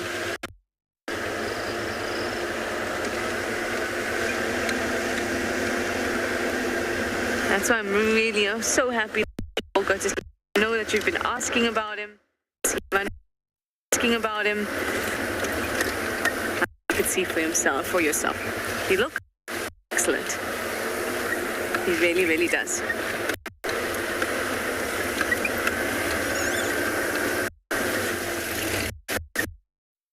With anything we can find, small, big,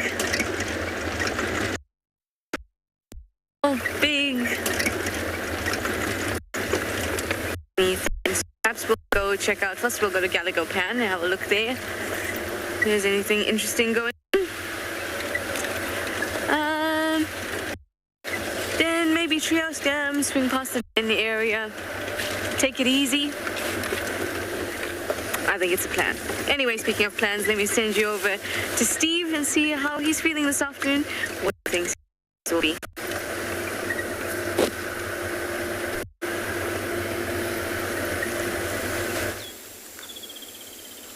Welcome back, everyone. Welcome back live to Djuma. Well, we've picked up on tracks of that young male leopard, Shasha. This is Gary Main. Those tracks go that way. Somewhere he was left somewhere around here on the fire break. Not very clear. There's his track over there. Getting straight across. I was just hoping to see maybe he's just in one of these tall trees. Across the boundary, everybody. Watch out. You never know. He might be visible. These are fresh. These tracks are very fresh. It's gone straight here into Little Gari at a place called Baboon Pan. Well, here's the way it works. Can you see this one here? Paul? This one's that's a nicer track there. You see that? You see the back pad? Very clear. And the four toes. See how clear that is. It's fresh, fresh, fresh, fresh. He's just walked here the last hour or so. There's been a few vehicles have driven on this main road, the normal game drive vehicles. The direction is that way. Okay, well, a lot of alarm calls happening just down here in the Mawati. So let's go along the boundary here. Maybe we'll be lucky.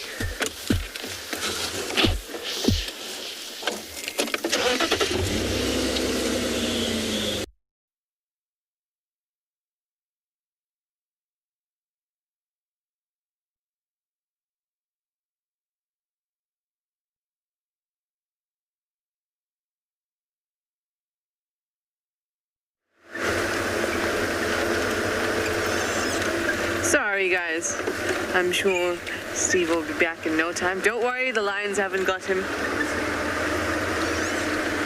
think since his epic lion encounter, shall we say, everyone's like, is he okay? He's been tracking.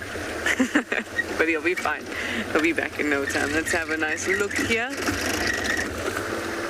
Oh no, wildebeestie. Fine, I'll go over to the other side.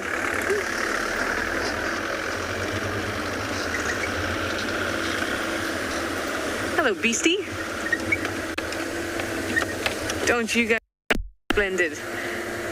Some off there to the right. There's a nice little herd here. Everybody's having a grand time, at least in my opinion.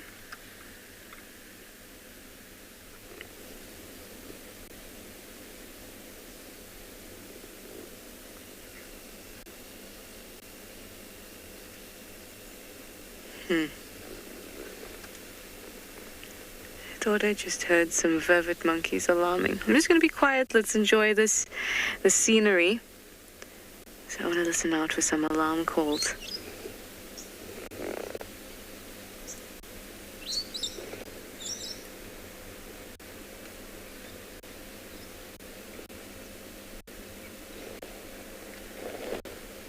Oh, look at this.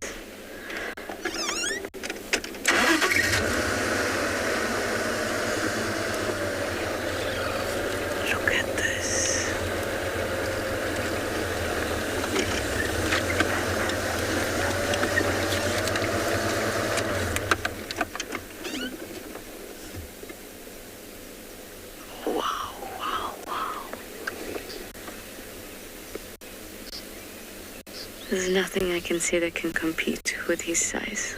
Look at that.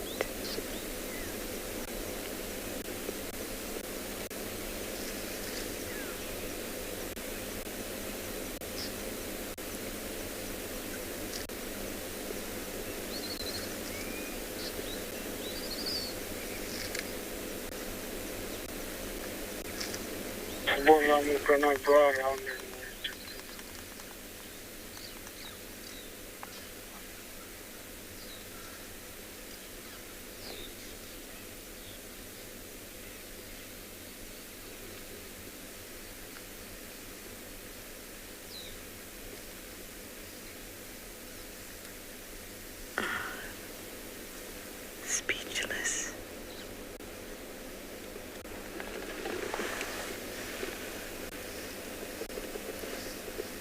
Hello, big boy.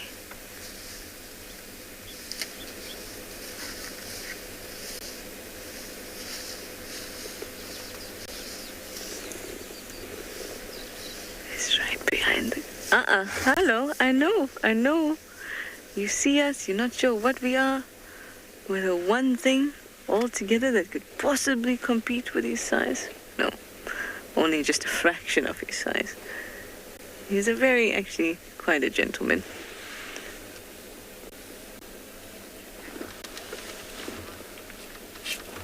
I'm sorry I scolded you. You didn't deserve it.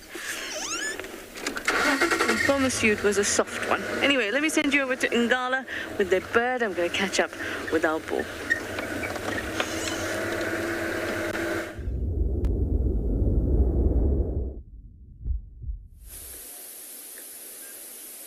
You know, it is unbelievable. This is my first time on this property to see this bird that is perched right at the top of that tree. And there sits a secretary bird.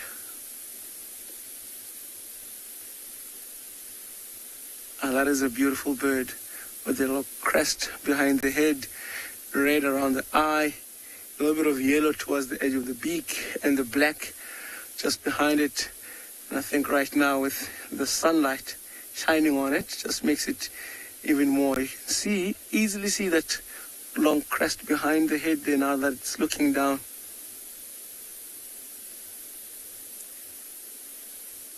That is a beautiful bird.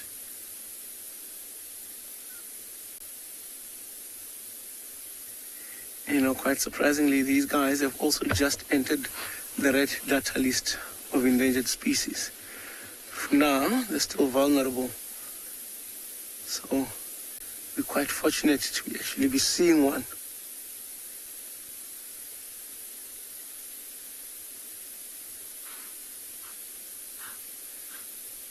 And you can certainly hear in the background beneath where that secretary bird is perched, there is a huge herd of impala and some zebra there, and as well as some wildebeest behind, and you can hear that rutting sound.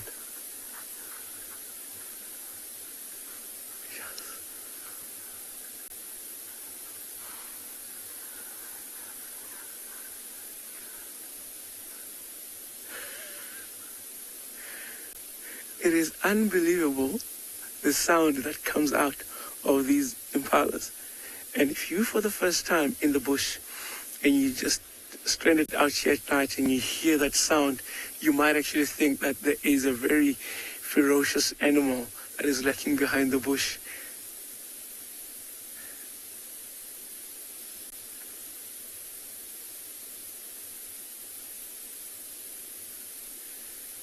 And this is all unfolding underneath that secretary bird that is just perched up there. I think it's also perched up there looking for potential prey. Mostly snakes and any other insects, small reptiles and small mammals that they can get. And I think that height of that tree in particular gives them the advantage of seeing and scanning the ground.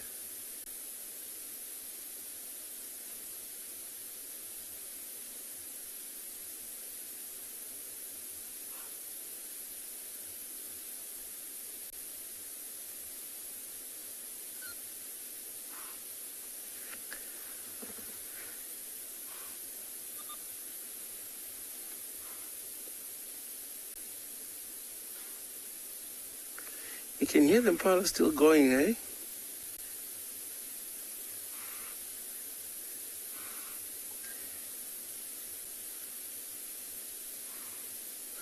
right. I think let's leave this one bird perched up there, and in the meantime we'll send you guys to Tswalu for another large bird for you guys.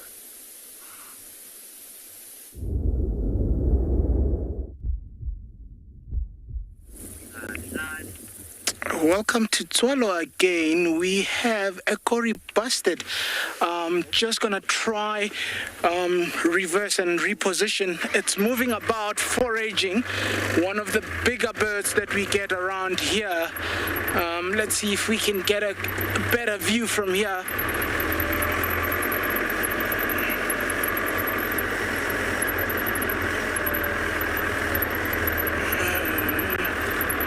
It's moving, still moving.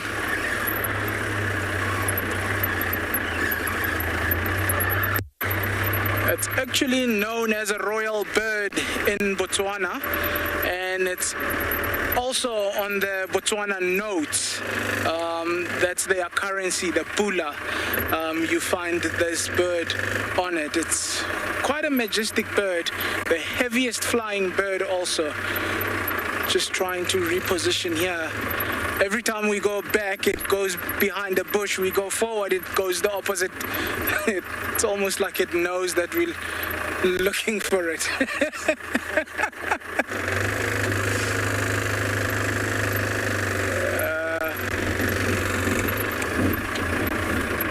Come on. Okay. Let's try a bit further on.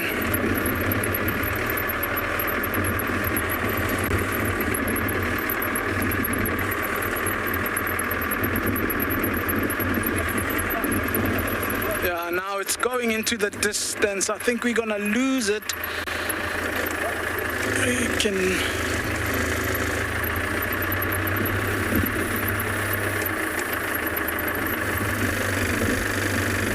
Yeah, it's going further into the distance.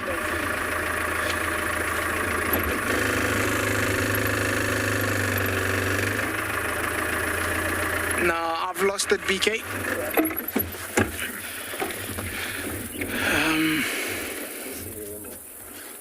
Just give it a minute and see. The last I heard of it was just behind those bushes. There's two of them. It looks like a male and a female. They're foraging, but obviously wherever the female goes, the male is following.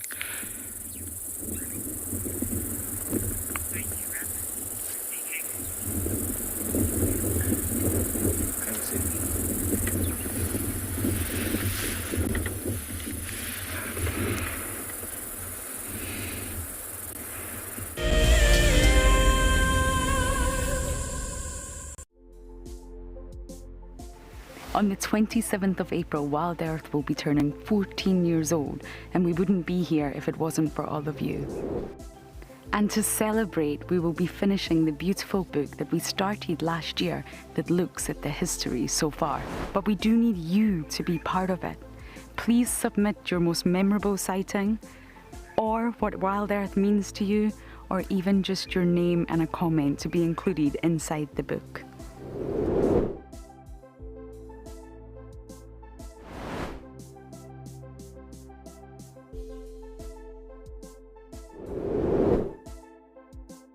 Head over to the website to add your name and reserve your copy.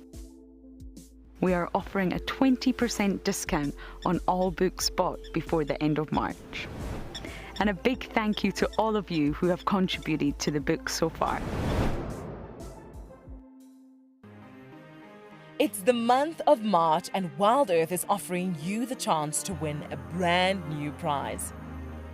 Sign up to be a Wild Earth Explorer and you could win a 5-day eco-training ranger experience for 2. Eco-training is the pioneer and leader in safari guide and wildlife training in Africa. The lucky winners can look forward to approaching dangerous game on foot, tracking and 4x4 driving, learning about animal behavior, and even spending one night sleeping out under a blanket of stars. In addition, you will also get the exclusive opportunity to join the Wild Earth team on the broadcasting vehicle. Sign up to be an explorer now, and it could be you that wins this life-changing experience. Terms and conditions apply. My name is Steve, and one of my favorite things at Wild Earth is getting questions from you. The type of questions that I really like are those ones that really help us to unpack and understand and really integrate the ecological knowledge and fully appreciate the importance that animals such as these Cape buffalo bring to the ecosystem. If you want to ask a question on Wild Earth, you're going to have to register on the website.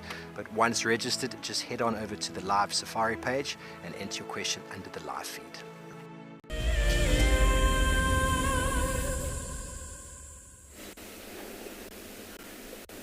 Beautiful, beautiful colors here.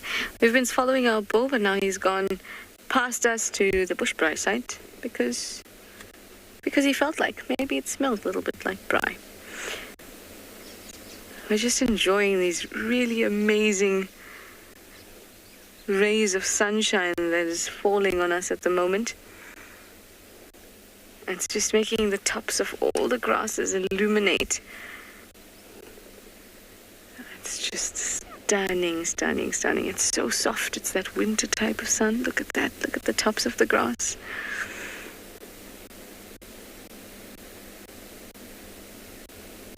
It looks magical. As in, like some sort of magic forest.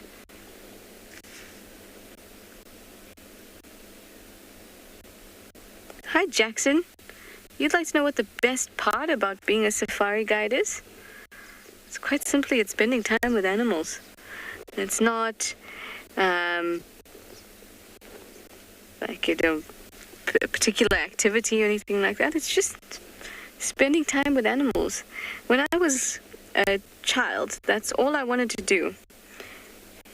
And it felt like as I started to grow up, felt like a fantasy that I could do that I could spend time with animals and then actually that be my job, you know. And then I did. It was amazing.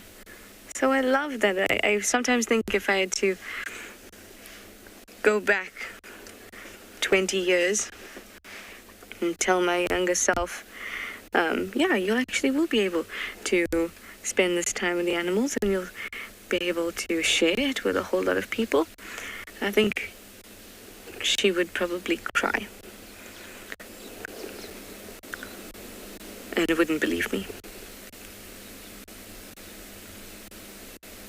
Alright, let us head down the road a little bit. I will tell you before we get our hopes up too much that the Tingana sighting is still pretty full. And it still looks like there are other vehicles who are interested. So I really hope we'll get to see him again, but I cannot guarantee.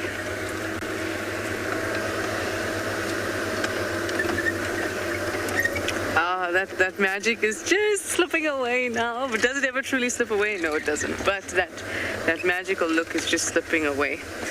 Everything was yellow. Everything was yellow. It was amazing.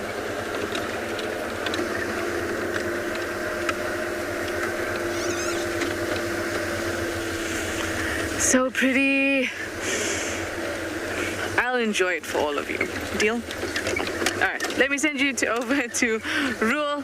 He wants to give you an update. I hope that he will tell you how beautiful it is too.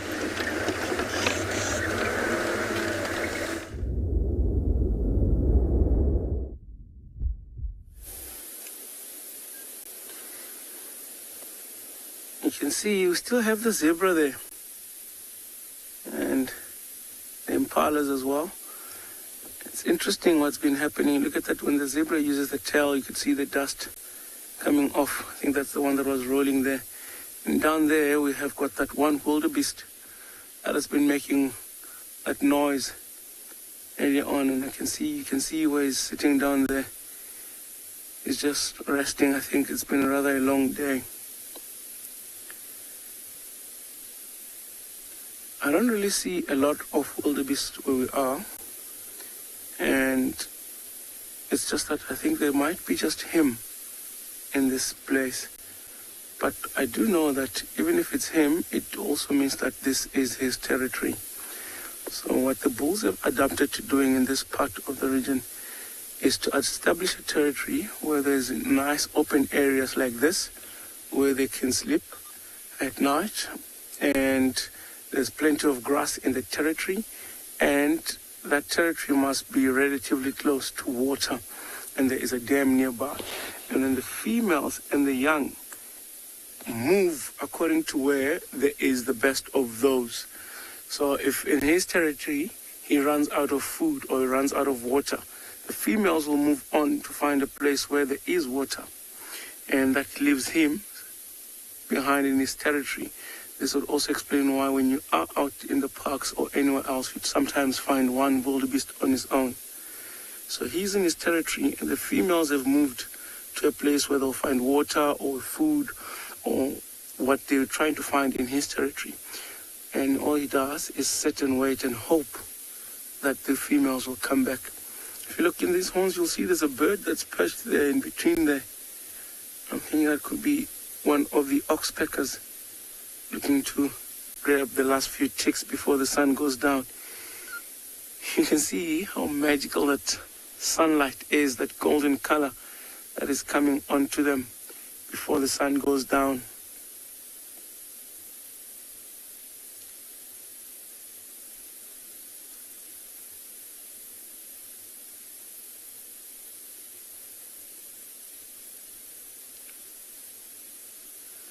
You can see next to him there's like 2 impala rams there.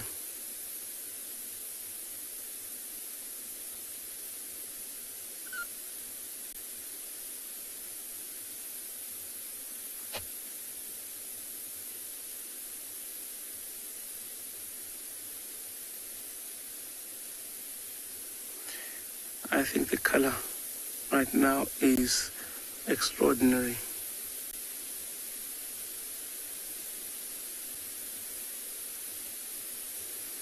And if you look at the edges of these animals, and if you look at the edges of the color right at the tip of that mane or that fur on the zebra, you can see how much ticks they've got, or how many oxpeckers, they have on them, just so that when trying to shake them off. If you look at that ginger color at the tip of the mane, I'm not sure if you guys may have noticed this, but the stripes on a zebra go all the way up the mane. If you have a proper look, you'll see what I like the best is the shape of the stripes on the zebra's face. If you look at this one that's looking at us,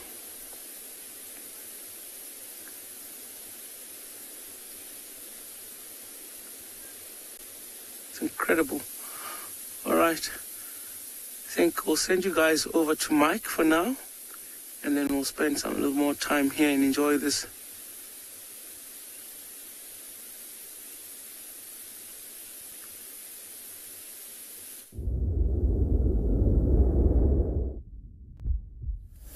Well, we're not even looking in a tree, we're looking through a tree. So we found this amazing marula tree which had a bit of damage, and then as we looked closer, we saw it was actually filled with water, which is quite amazing.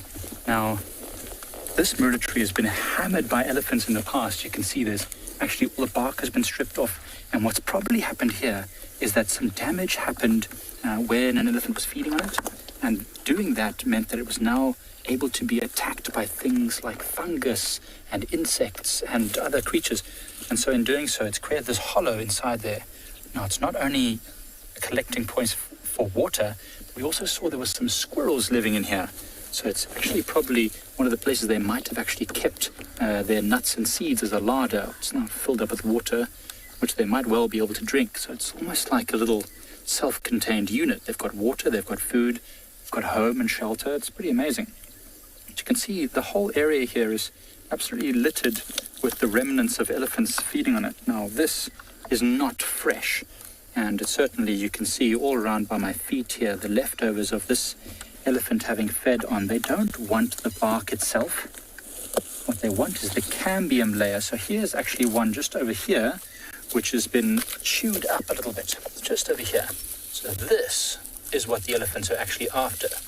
This material, this reddish material, that is fibrous and it's filled with moisture and juice, which is probably full of sap and sugary nutrients. Now, this tree is definitely in a bit of a poor situation where it is now. It's exposed, it's got half of its heartwood has been eaten out, but marula trees have been known to survive things like this. They can regrow their cambium. Now, this is an extremely large piece that's been chopped off, so it's maybe unlikely that this one will survive. It's most likely going to succumb to wind or an elephant pushing against it or something like that, now that it's been weakened with whatever was eating it here. But nonetheless, a fascinating thing to see a tree surviving and actually thriving with no bark. It's actually got some nutrient transporting materials inside. Nancy, it's not nutritious for us to eat, although it probably won't kill us, but we might even be able to survive on it. It'll have sugars in it. But humans use this more for medicinal purposes. If I would take this bark, strip it off underneath and find that cambium, the very thing that the elephants are looking for, and then you can find just underneath that, there's a dark reddish, almost looks like blood-colored juice or sap. And if I rub that sap on a wound or a sore, especially something like a itchy bite from maybe if a caterpillar rolled on your skin, hairy caterpillars, put that on, it will relieve the itch. It's got very strong antihistamine properties, so that's why we use it, but not so much for eating. Unfortunately, the fruits, however, very good. The fruits are delicious. I don't know if you've ever had a chance to try some. There's none at the moment. The season is finished. But the fruits from these trees are very sought after. In fact, it's probably the first reason why the elephants came to this very tree. See there. Beautiful water collected.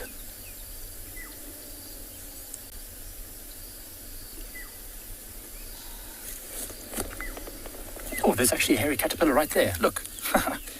That. Rodents probably won't feed on this, but things like caterpillars, like this one that we're seeing right here in front of us, probably will feed on some of this cambium layer and some of this dead tree bark. Maybe not so much the caterpillars, they like the leaves, but things like millipedes might feed on them. Detritivores that eat decomposers, that eat dead plant material, even termites, for example. But this hairy caterpillar that you see here, this thing has a defense mechanism. So these hairs will be able to probably put some sort of a toxic substance in my skin, which will make me itch. Now, the bottom of our hand has got thick skin, so it's unlikely that it will hurt me on the bottom. But if I would rub it on the back of my hand, it almost certainly would cause me a great concern. But luckily, we've got marula here, which will help to relieve the pain or the uncomfortable itchiness. How spectacular. But alas, we have to leave this caterpillar. We're very far from the car, and we need to start making our way back before it gets dark, because we've seen lots of elephants around.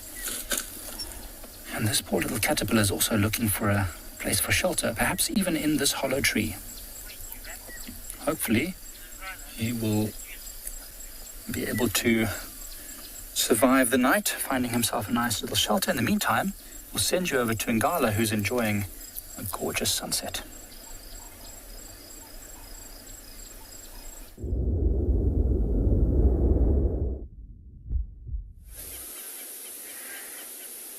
I tell you what, this will never get old. If you look at that sunset, exactly at the tip of the tree is where that secretary bird is perched. And this beautiful color that we have is just incredible. If you look at the color on the clouds, the silhouette of the trees, now there you can slowly see the shape of the secretary bird. And if you look carefully, you can actually see the sun going down.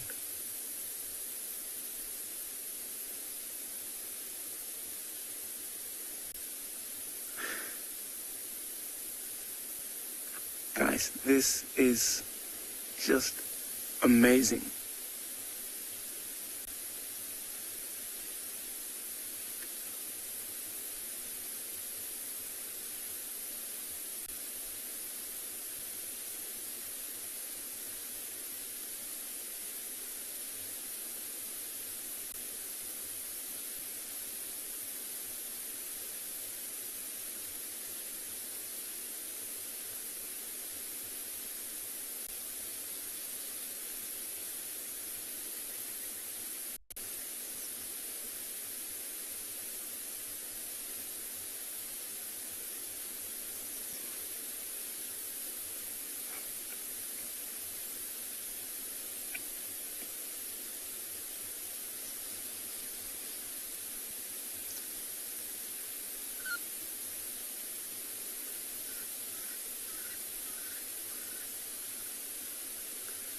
Look at that.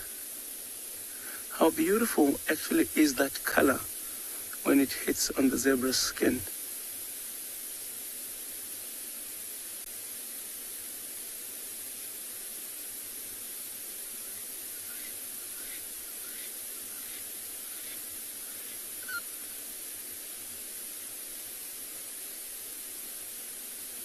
You can see on that zebra, there's that oxpecker trying to sneak its way to between the legs there, because that's where most of the ticks are.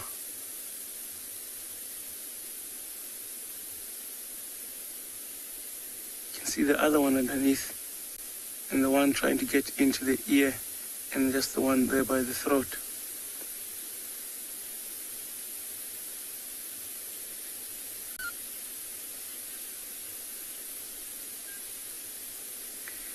This is beautiful. I think we'll send you guys now for the time being over to Tswalu. I think they have a very big bird to show you guys.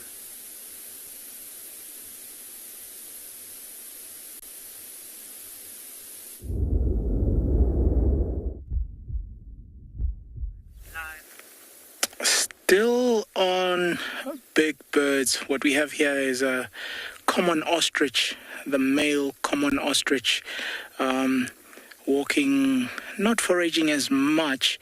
There is a female around in the vicinity. I'm hoping she's going to be catching up just now. Very interesting. If you look at the coloration, you would see the female being much duller, almost like a gray color as compared to the male that we just saw earlier.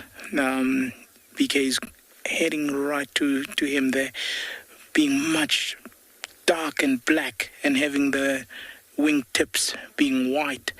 And you'll see towards the rump there, or towards the tail, it's been stained by the red Kalahari soil. It's just stopped behind the bush there. You'll see it as it comes out.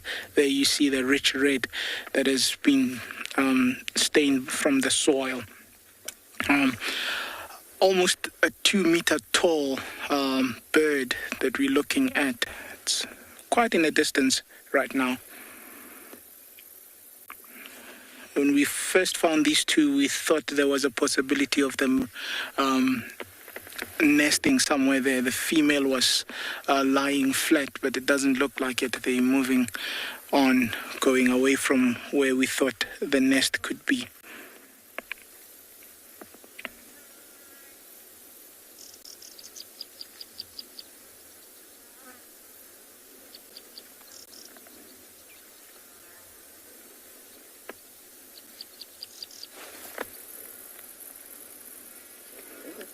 I've lost the female.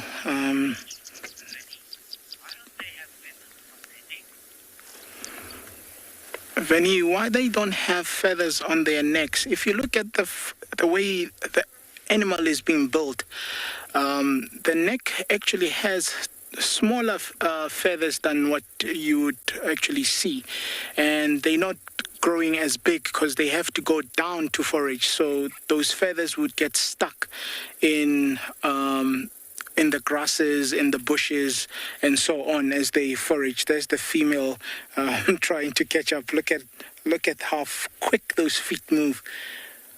Wow, covering distance. Look at that.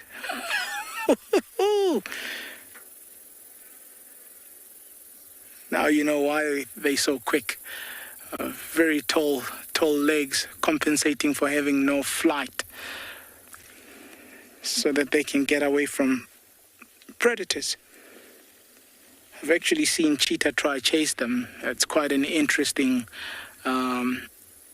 challenge for the cheetah as well.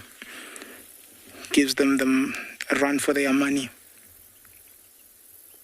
But as we were saying about why they don't have feathers on the neck is because of that. It would infringe in their feeding patterns and so on. And hence also, if you look at how the feet are, it's leathery, almost scale looking. Very, very, very. Heather, are ostrich bigger than emus?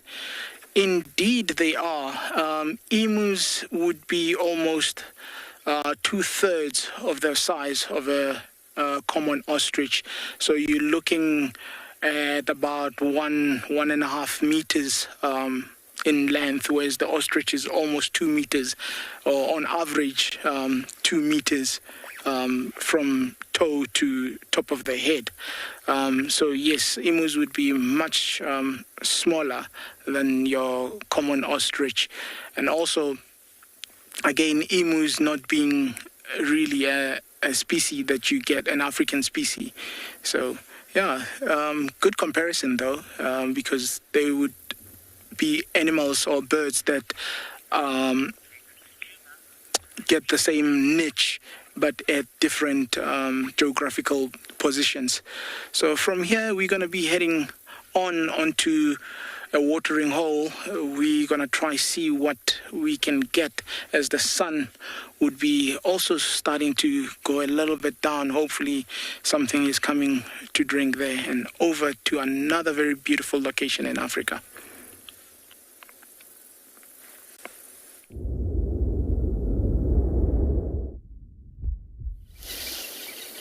Welcome to Tswalu, everybody, where there's lots of noises of the night.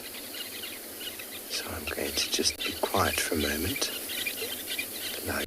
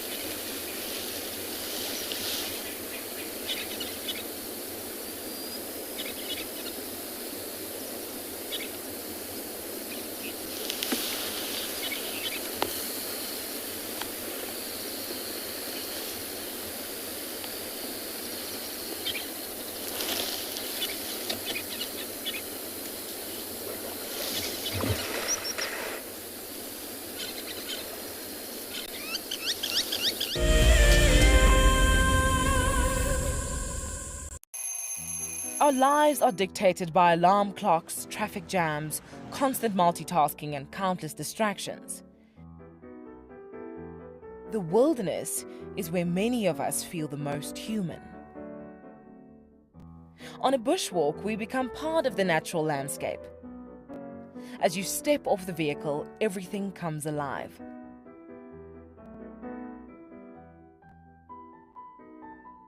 As with any risky experience, walking amongst these animals inspires awe and appreciation.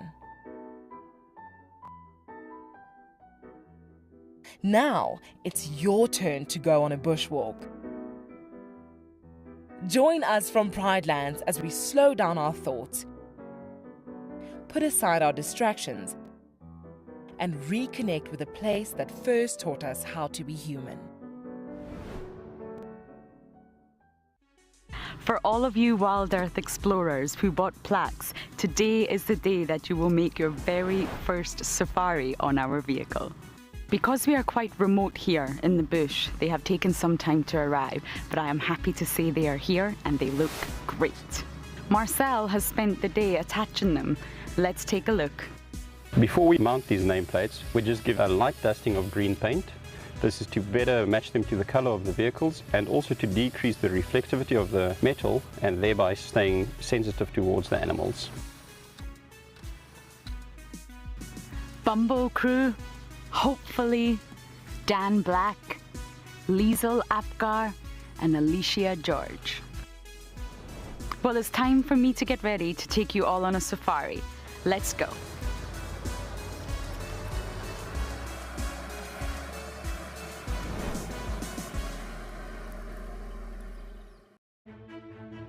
Hi everyone, my name's Daniel Fisher and I'm going to be your guide this afternoon. I'm looking really forward to taking you through and showing you all the beautiful places here at And Beyond Ngala. If you have any questions, please register on our website. Once registered, go to the live page feed and post your questions underneath the live feed. Join me on my next safari through And Beyond Ngala on Wild Earth. Send me live questions through the Wild Earth website and I'll answer them live from the African.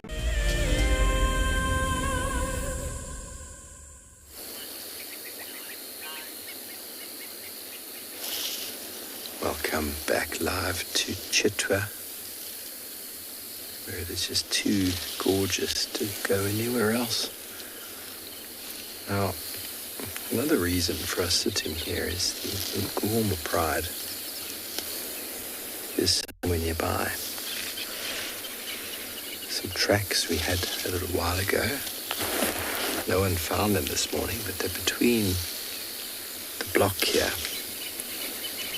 So we're just going to stay here and listen. There's a very good chance that if they are just between the block here, they're going to come down to the water to have a drink. Giving Bo free license to be as artistic as he can be.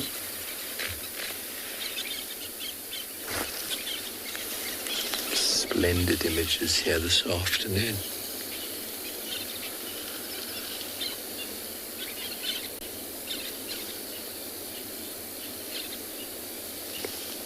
Sometimes in life we must just remember to take that deep breath and just let it all out.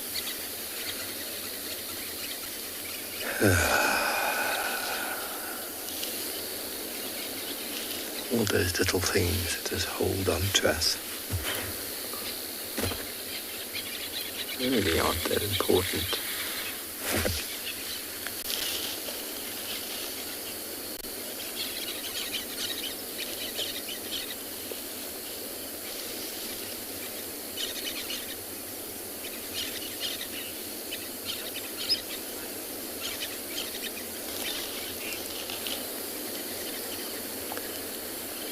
Peg, you say we don't often see lions by watering holes. I've seen quite a few in my day. Quite a few here as well. It's a good place to find them. You might not see them as often in the summer months because there's water all over the place. In the winter months, watering holes is where you go to find your lions.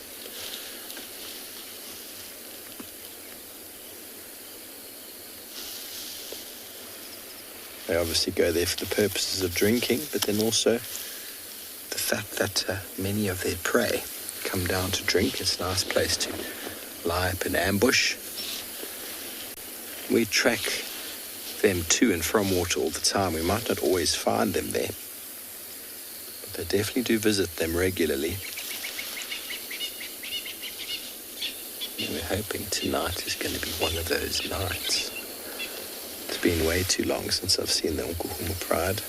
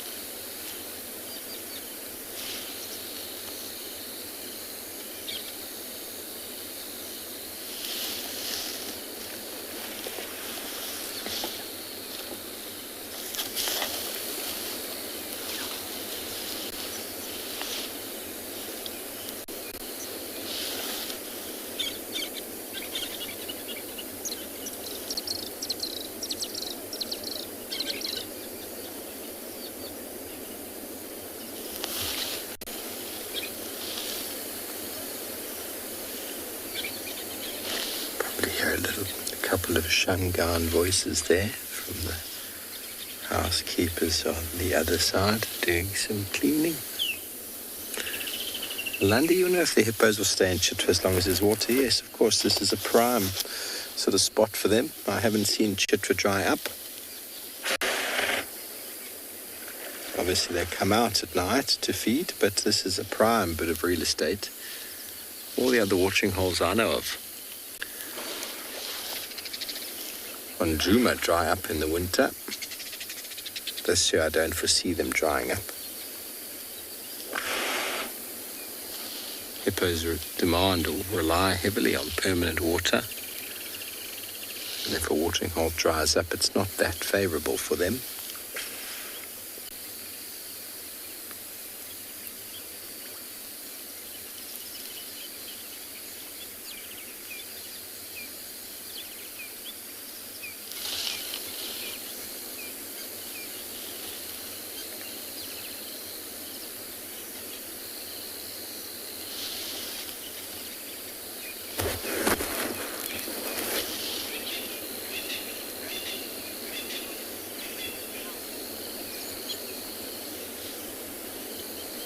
Yeah, we're probably going to stay a moment longer enjoying the scene. Hopefully the lions pop out somewhere while we send you over to Tswalu Kalahari.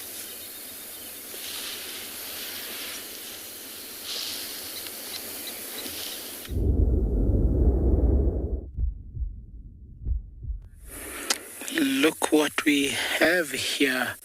Before I get into detail with what we have in front of us here, how many collective nouns of giraffe do we know? I know a couple, but I would be interested to hear what the viewers at home know them as a collective. I've heard different opinions and so on. Some saying when they're standing, some say when they're walking, this is applicable, that's not applicable.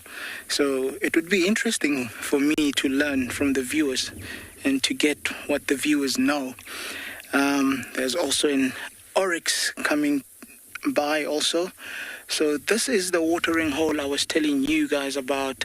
So it looks like the animals are coming for the last drink before the night falls upon them.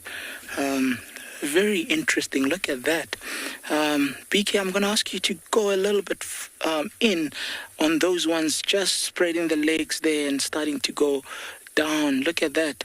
I mean, it looks like quite an intricate move for them to go down and drink. I mean, they have to make absolutely sure that they are safe before they start going down like that, because they can be very vulnerable with a pose like that, having to spread those legs as far as they do, and then taking the neck all the way down to drink. But yeah, let's have a minute and just watch how they approach the water. And what they do before they start drinking.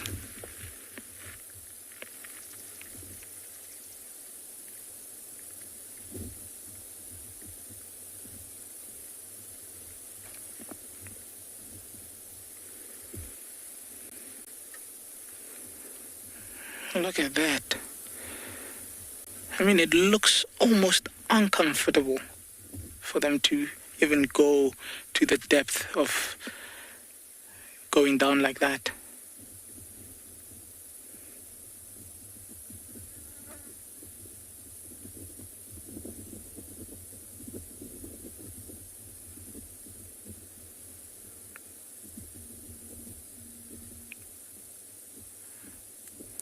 Slowly they come, one at a time drinking. It's again safety, that's all it is. Look at that.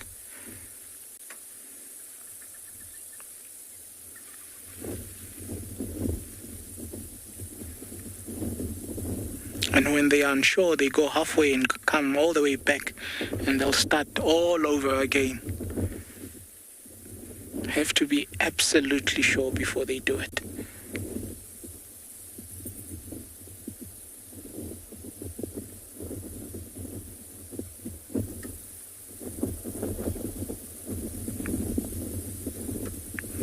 The oryx is waiting, patiently waiting his turn. He's not going to force himself in there. There's a few giants.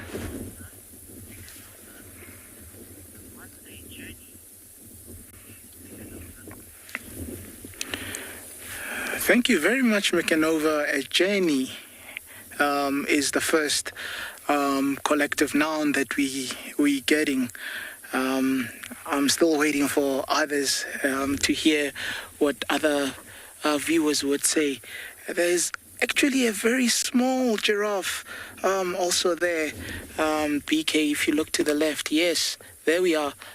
Look at that. Look at that. Beautiful. It's nice to see new life. So we've got a journey, we've got a tower. Keep them rolling, keep them rolling. Let's hear what you guys know. I might learn a thing or two today.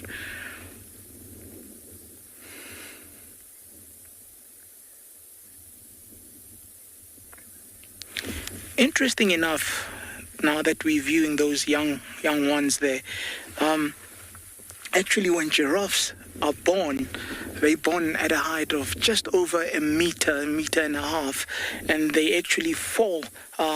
It's a free fall, and they land like that. So the fall is just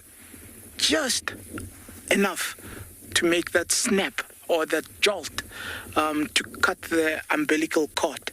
And that's what gives them almost like the wake-up call for them to take that first breath of life.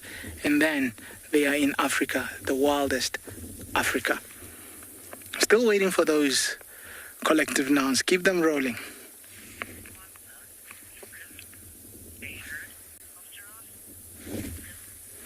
Lucas, a head of giraffe. So far we're on 3. We've got a journey, a tower, and a herd. And I think they're all right. I believe they're all right.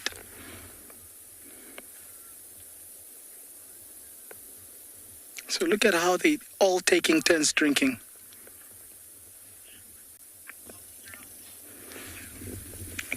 Carol, a troop of giraffe. My, let's keep hearing them.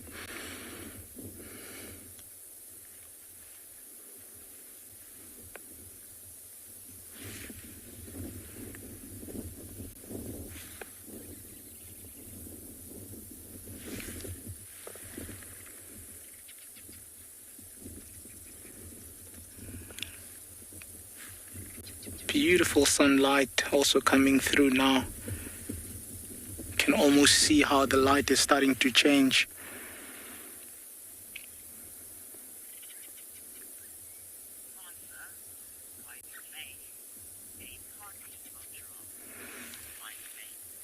A party of giraffe, white mane. So we've got a troop, a party, a tower, a herd. I like this. I like this.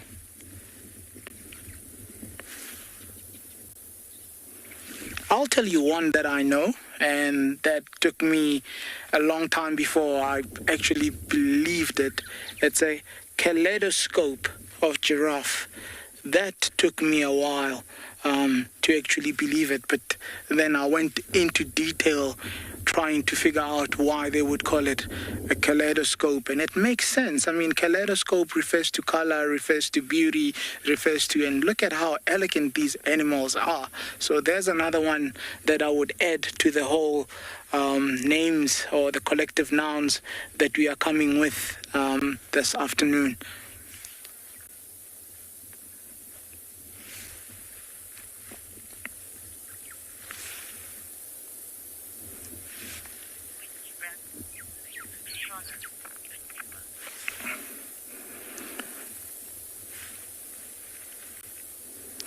Guys, thank you very much for those collective nouns. I've learned one or two. Look at that oryx there chewing the card.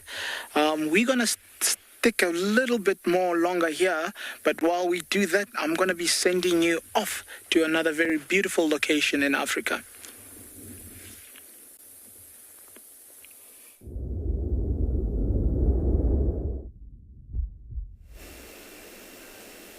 Guess where we are. We've made our way to the hyena den. It's just feeding time. Heart's there with her daughter. Ribbon is in front here with her two boys. And Intima suckling her little one off to the left. So it's just feeding time at the den. Isn't this quite cute? I think so. Now, Tingana has moved to an area that we won't be able to follow him. But I'm really glad that we managed to spend that time with him. And at least we can know that he's happy, or well, healthy, rather. He looks happy, in my opinion. And hopefully we'll see him again. It was awesome to spend that time with him. And now we get to spend some time with other prominent characters here in Wild Earth. Here comes Heart and Gingerika. Somebody's squealing, give me more milk.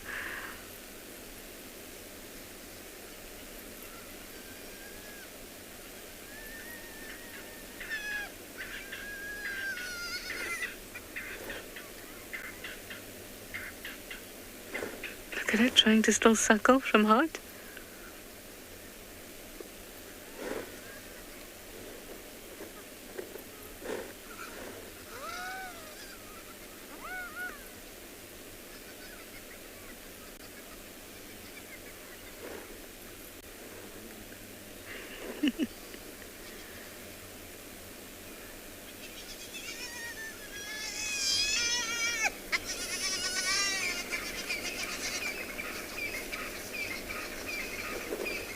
What a story. Look at this. Look at all the stretches.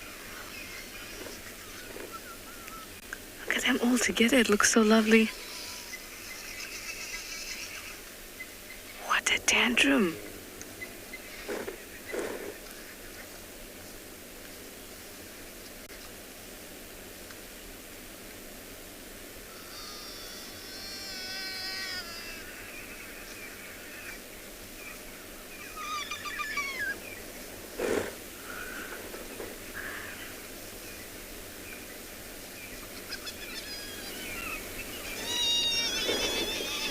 This girl following her mother like that.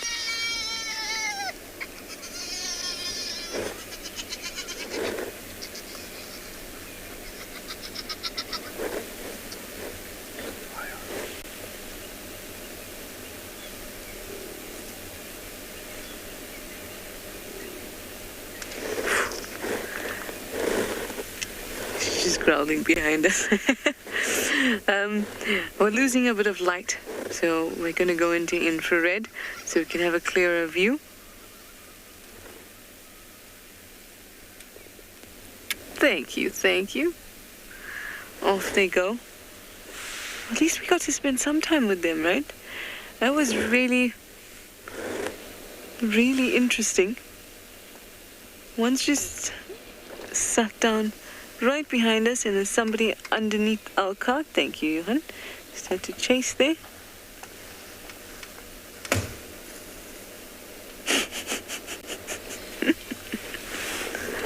Ah, the duties of a wild earth cameraman.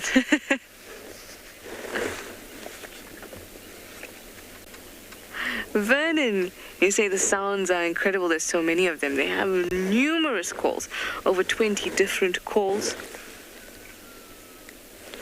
all signifying different things. That call is a very specific sound for animals who, or hyenas, that are wanting to feed and are being pushed away. Listen. You'll also see that their ears will be flat. So instead of, if you're drawing their head, instead of there being a bump for the ears, then the head, then another bump, it's kind of a straight line because the ears become flat on either side.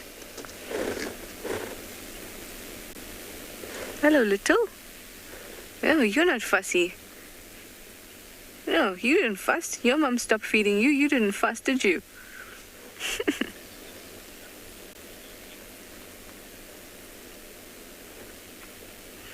Mandy, you'd like to know what is the most interesting fact that I know about hyenas. That's such a difficult one because they're so interesting and there's so many amazing things about them. You're making me choose, Mandy.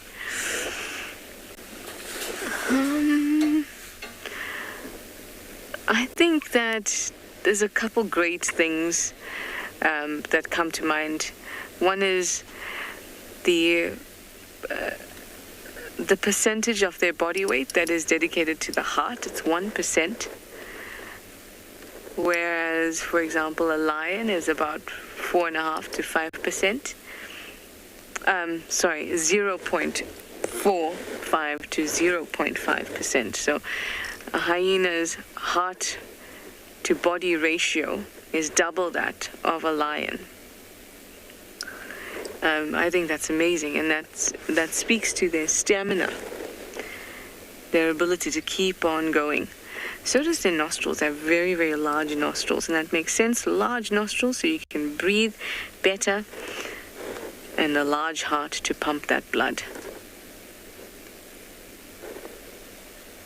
Your heart to body ratio is also about 0.3 to 0.4%. Definitely not up to 1% like a hyena. The other very cool thing is that hyenas have a very similar placental structure that very similar to our own. It's quite an invasive placenta, and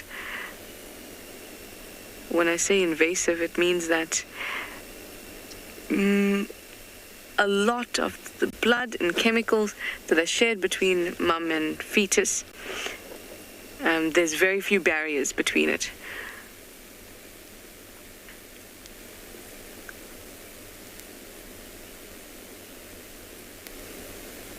So those few barriers mean that the babies, the whole placenta and the fact that the baby exists is a lot more invasive and intensive to the mum. That's quite important because it also speaks to the amount of different hormones that get passed from mum to cub, and specifically the androgens with hyenas. So I find that very interesting too. Fraser, you asked if they're nocturnal. Not specifically. You'll find that they will be definitely active at night. Pleasure, much different to Fraser. Sorry, Pleasure. But you would like to know if they're nocturnal. They definitely do move about a lot at night. And if I had to strictly say what they were, and I could have no gray area, I would say, okay, yeah, they're most active at night. But that doesn't mean that they're inactive in the day.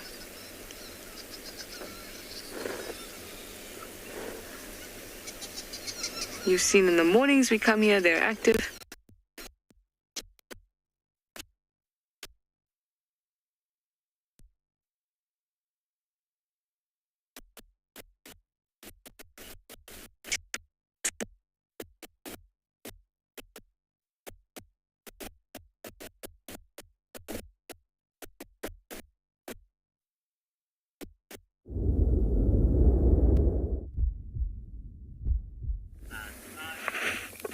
magical moment. Speaking of that, magical. Look at the color. Look at that. Just as the sun is about to go down, if I didn't know better, I would say this was a movie. Wow. Doesn't get realer than that. Beautiful.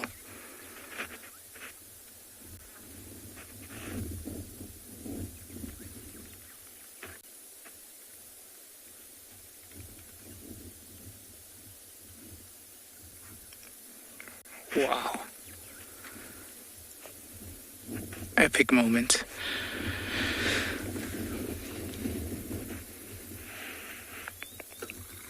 As they call it, the golden hour. You can understand why.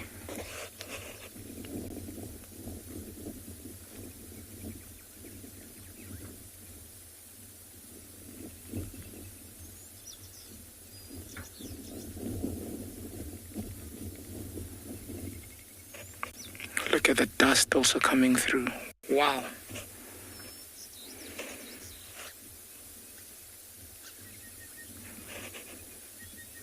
One of my favorite times of the day.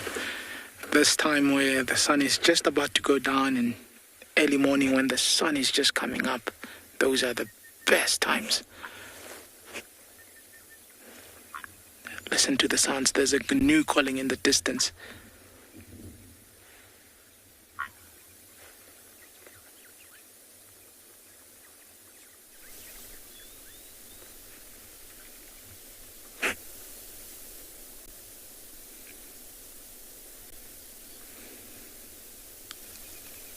Beautiful BK.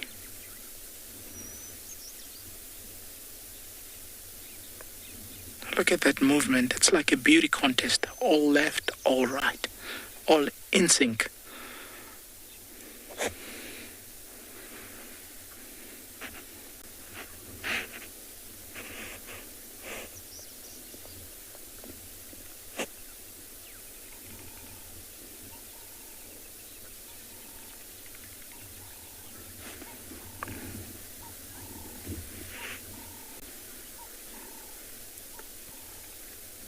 See, every now and then they go down. Something just spooked them there. Maybe a bird.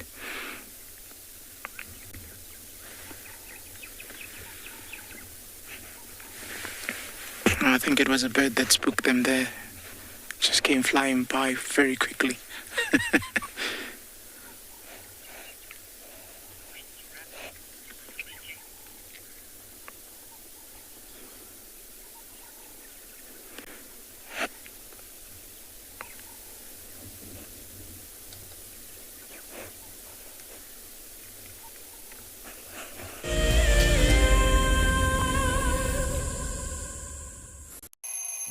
Our lives are dictated by alarm clocks, traffic jams, constant multitasking, and countless distractions. The wilderness is where many of us feel the most human. On a bushwalk, we become part of the natural landscape. As you step off the vehicle, everything comes alive.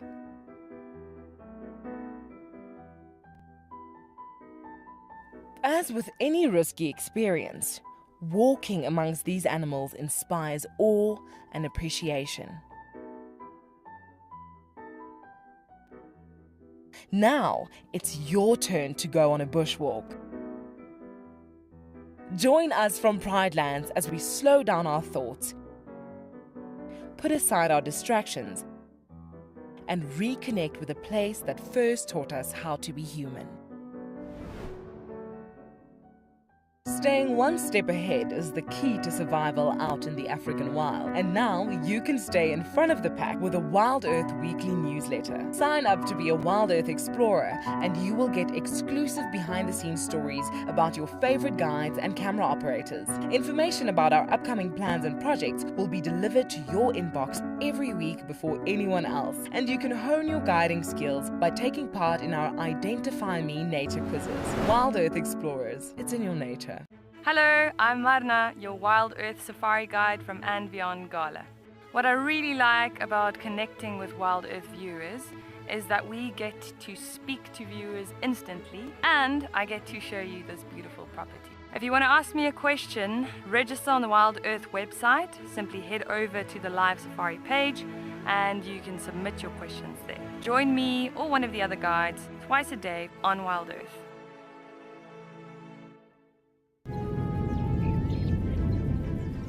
Oh, it's going to be in trouble now. Oh, this is unbelievable stuff.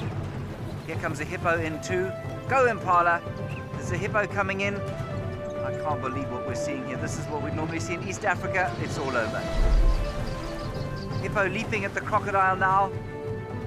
Everything's gone underwater. Expect the unexpected here on Wild Earth daily.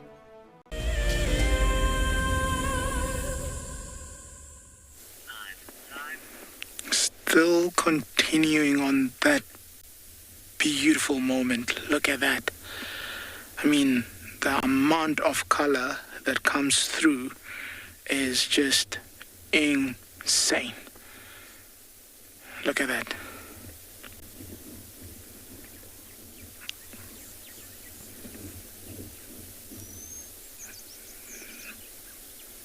The blue, the orange, the black, the silhouettes. Just poetic.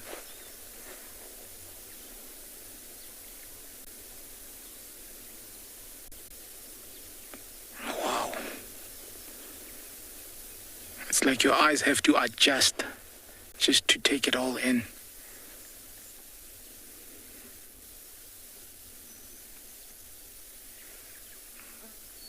Beautiful. So fortunate to be in a place like this.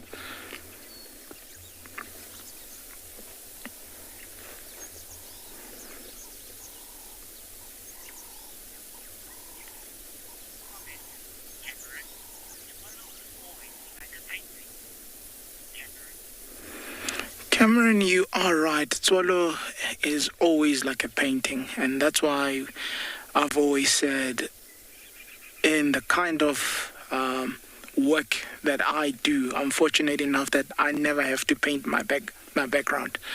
My office painting changes every day, without an effort, without doubt, and you are never disappointed in the paint work. It's amazing. So privileged.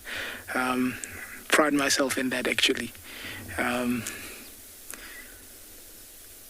Wonders of nature. Look at that. Females there. Biggest giveaway is the ossicones. Those protrusions coming out of the head. Look at how thin they are.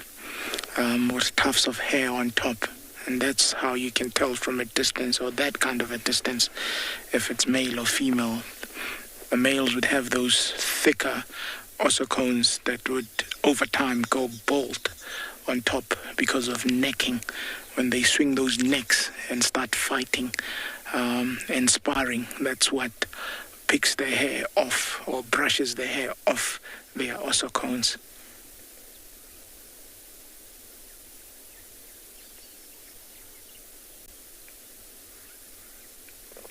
A very peaceful evening.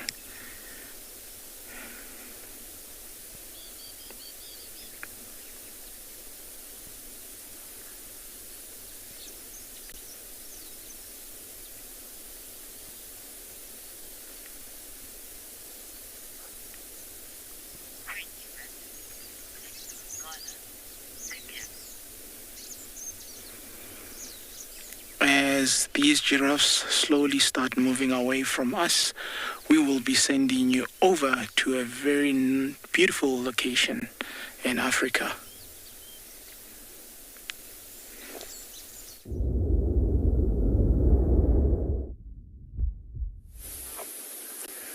You can see these animals are all now starting to move and all yawning. Like we saw the other one earlier on. I think they're also going to join up with those two lionesses that left. There are, however, still a few animals that are left on the other side. And it will be interesting because now I can hear from far there's hyena audio. And I think in the direction that they're moving in is that exact direction where they heard the wildebeest earlier on. If you guys remember when they all suddenly lifted up their heads.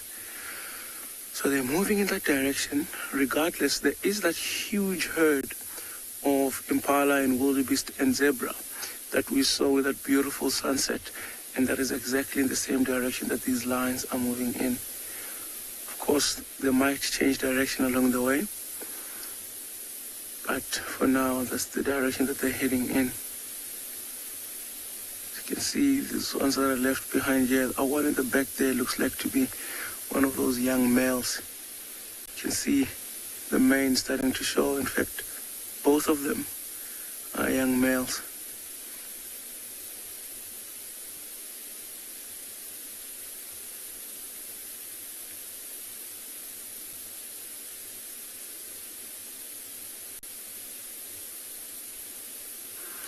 And they are very close to our boundary road, so if they keep moving east further, we might lose them and they might cross out of our property. But for now, I think we're gonna enjoy them and just stay with them and see where they go. After watching them the whole afternoon while they were lying down, it would be nice to watch them and see when they walk through the bushes.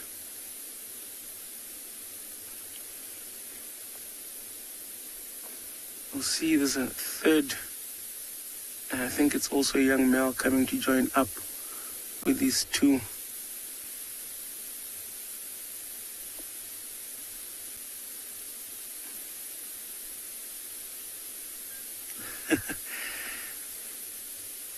It is a beautiful evening there, Peter, and I, on the other hand, I would love for you to actually come and join us. Of course, it is also nice that we have these lions with us at the moment. Just watching them move around in their natural habitat is amazing. Look at those three young males.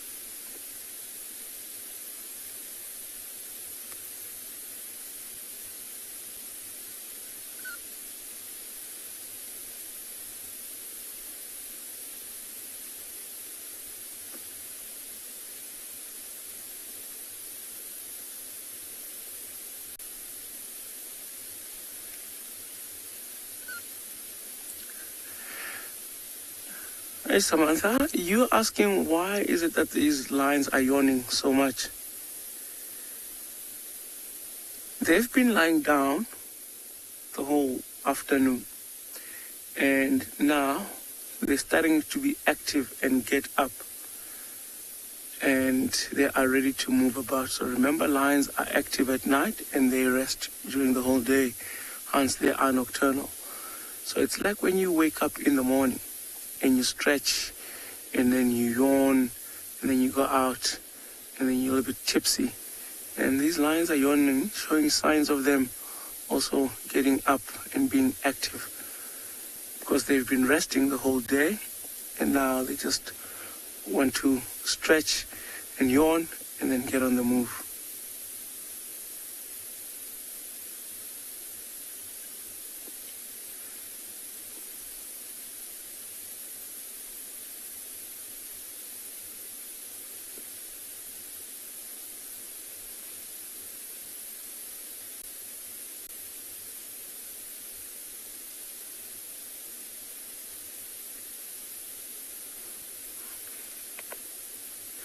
Even though we can't see for now the rest of the Pride members, I believe that these young males know exactly where the rest of the Pride is. Eventually they'll get up and start moving, and also move in that direction. You can see every now and again they keep turning their heads and looking towards their right there. And that's the direction where those other animals went.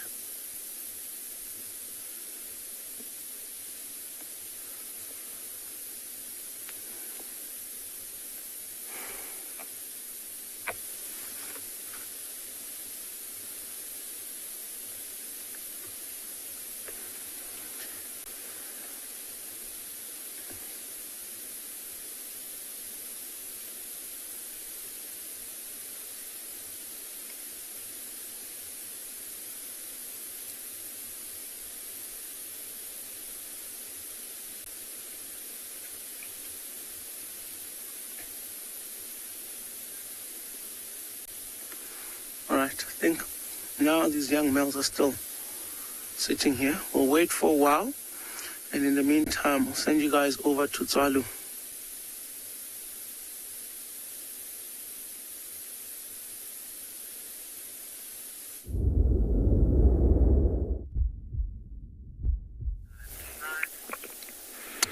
The wildebeest that was calling earlier, just before the giraffe left the water hole, has blessed us with its presence. Now what he's doing there is a bit of what we call geophagia, eating a bit of sand. Geo obviously coming from earth, and phagia is the eating off, and that's what he's basically doing right there. Very essential for them to do that, supplementing their diet with the natural minerals that comes from the soil. And obviously we would like to think that after that he would probably go for a drink. Also being bothered by flies, louse flies to be more specific.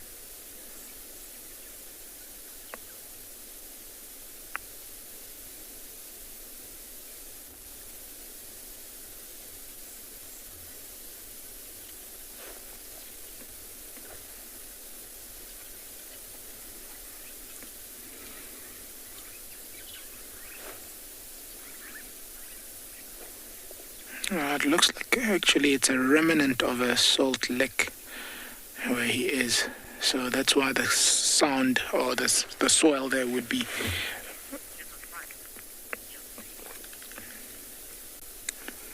Look at that.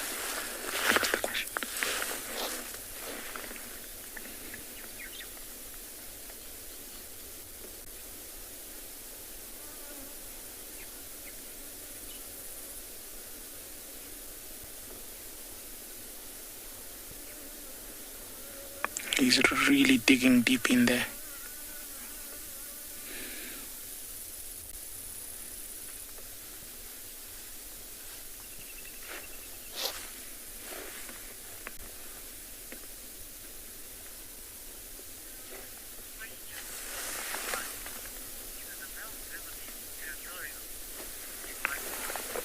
Juan is a male wildebeest territorial. Yes, indeed. And that's why in most cases you see male wildebeest alone. So what they would often do is males would come together, have a little bit of a sparring or sometimes even a much serious fight, and they would protect small areas called leks, L-E-K. It's a very small area, and they would wait for females to come by. And with those leks, what they would try to do is try to keep the females as long as they can in that particular area. You're looking at a very small area, probably a 50 by 50 or maybe a little bit more than that. Maybe call it 100 by 100, and you find them isolated in almost spaced out in the fields or in the area, and they'll always be challenging each other, trying to make it bigger and so on. And obviously the more dominant the male would be, the bigger his lek could end up being, probably a couple of 100 meters for an individual that is very, very dominant. So they will be very opportunistic in the sense that they'll try make a lek in an area where there's good food and probably where it leads to where there's water. So the females would be almost forced to go through those small little areas. So yes, wildebeest are very territorial in that sense, and you'd often also see them marking and rubbing against trees where their legs are. So they've got little glands just underneath or just where the eye is situated. They'll rub that part on the trees or on the vegetation around, and that leaves his smell there to say that is his. But what also happens is between the horns, they would rub that little gland also right between the two horns and make sure that there's no ignorance for any other male coming through. I see BK there was trying to capture a special moment again, but something just happened there. Not too sure what happened there, but there we are on the mountains.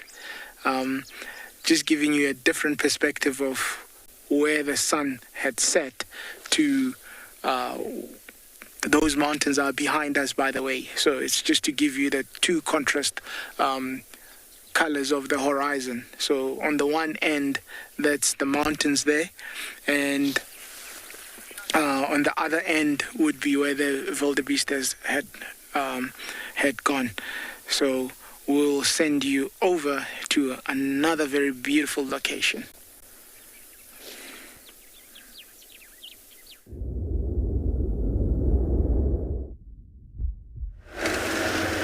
I am on a bit of a bumble this evening, as I have been the whole day. But the adults had left the den, so we were out too.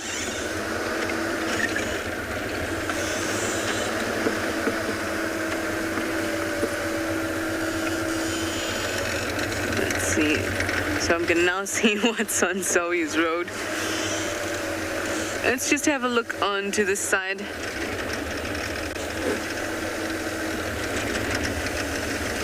Thank you, Johan.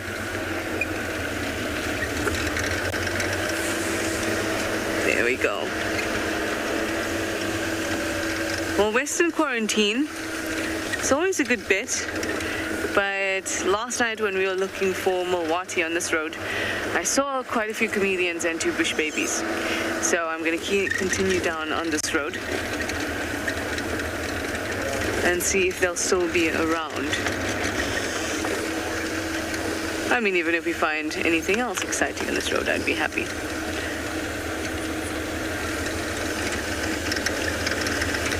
At night, there's such a change, things that we can see. And I really like that. It's almost as if drive starts again.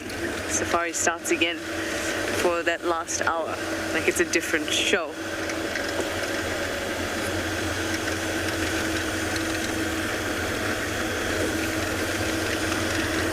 Well, while I look for whatever little things I could find or big things I can find, Ngala has their lions, so go over and enjoy.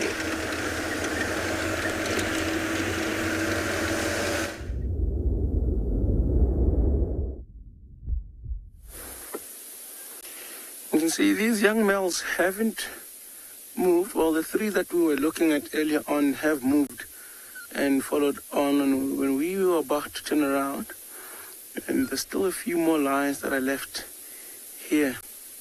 There's still 2 more. And I think on the other side of the vehicle, there's also 2 more lions there just next to the road. You can see the head of that one way in a distance over there, just behind the grass. And if you go there, if you see at the bottom of your screen, there's another one lying down. And I think there's quite a few that are still in this area. So wait, because they're also going to head out to join up.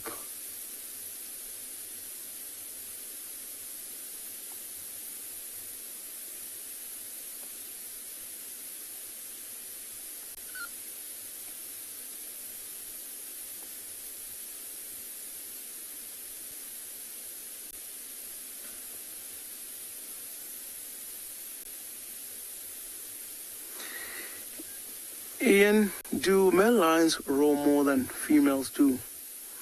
Yes, male lions mostly are the ones that roar a lot more than the females do. But it's also because the males need to constantly announce their presence in their territory. So while they're scent marking and patrolling, roaring also helps because the sound of their voice can help to repel predators. You can imagine if there is a young male lion moving towards that territory and all of a sudden he just hears this huge male roaring. You can imagine how he would get that panic to think that might actually not be the best place to visit. So it also helps to repel or to chase off other predators or to frighten, let me just rather say. So male lions roar a lot more, but females do roar as well sometimes, especially if they are with the males and they start roaring. I've seen it on multiple occasions. So, but the males are the ones that do the roar the most.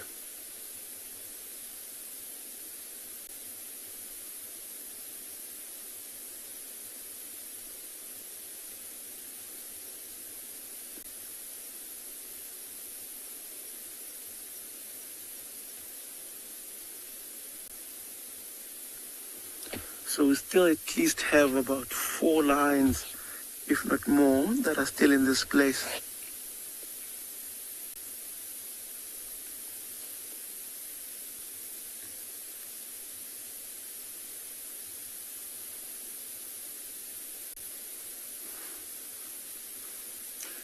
And you can see on your screen how at this time the color of that lion looks just like the grass or the plants. But what sticks out is that black at the tip of the ear. So it's one way they also get to see each other at night, especially when it gets dark and they're moving through tall grass, because that black color sticks out and it stands out. It's easier to see it, and that's how they're able to pinpoint the position of the other pride members. And you'll notice that it's also at the tip of the tail. And when they're walking, they're busy moving the tail and swinging it upwards. And that movement there also helps.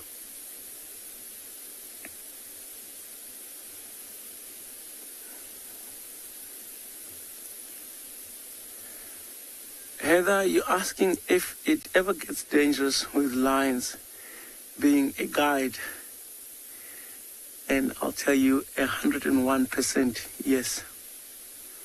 And in fact, it gets dangerous with almost every single wild animal out here. And it's good when you're working out here to never let your guard down or get too comfortable, because at the end of the day, these are wild animals. They are untamed or trained animals that we just happen to walk around. So it can be dangerous, but there are warnings and signs and certain behaviors that you just need to look out for in order to be able to avoid any of those situations.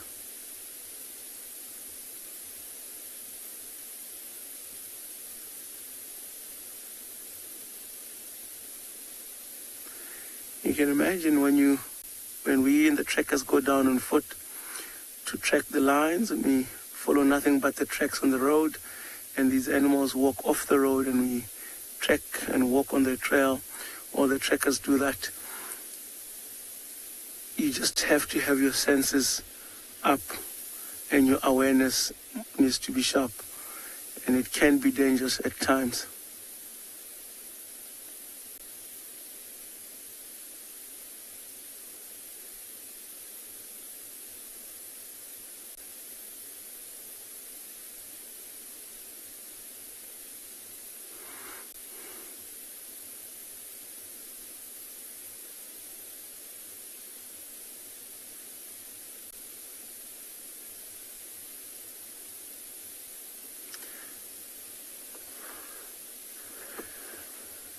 I believe you're asking when will the young male lions go to get their own pride.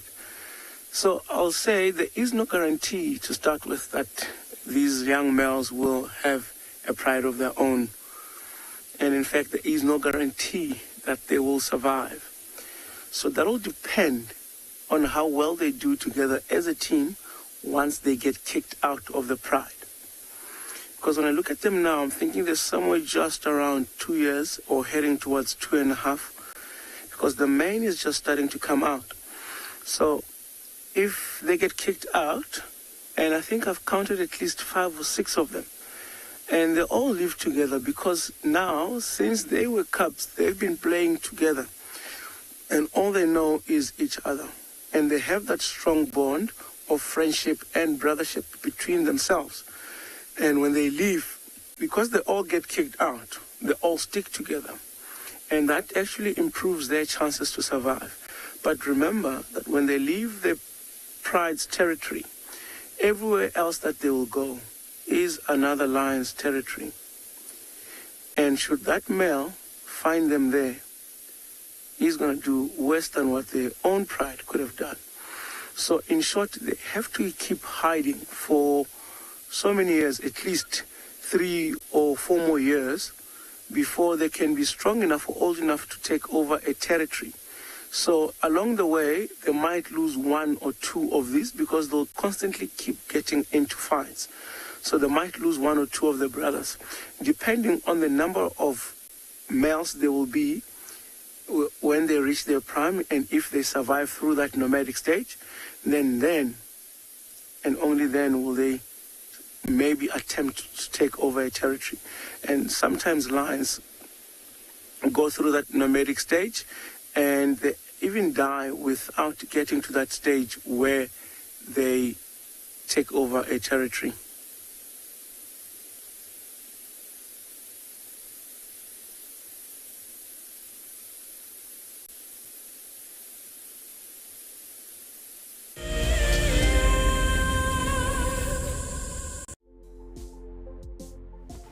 On the 27th of April, Wild Earth will be turning 14 years old, and we wouldn't be here if it wasn't for all of you. And to celebrate, we will be finishing the beautiful book that we started last year that looks at the history so far. But we do need you to be part of it. Please submit your most memorable sighting, or what Wild Earth means to you, or even just your name and a comment to be included inside the book.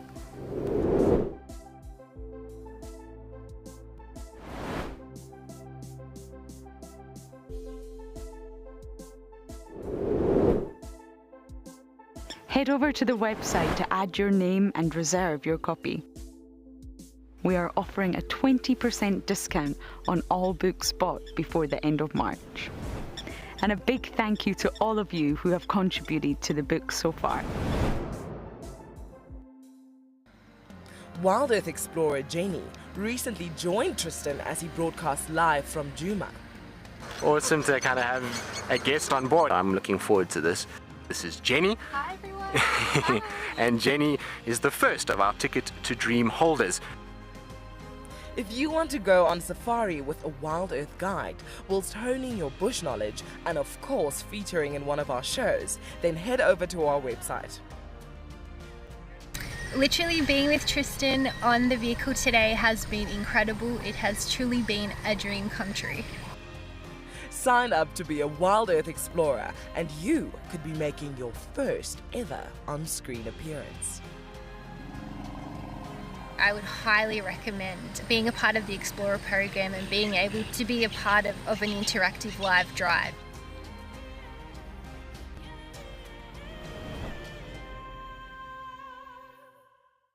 I got into wildlife filmmaking because of a passion for nature and a notion that I could make a difference. Helping others fall in love with nature brings meaning to what I do. It's also a lot of fun. A couple of times per week we receive some very heartfelt messages from viewers telling us about how Wild Earth has made a difference in their life, whether it's helped them through a difficult period or simply helped them to reconnect with nature. I think that's why we do what we do.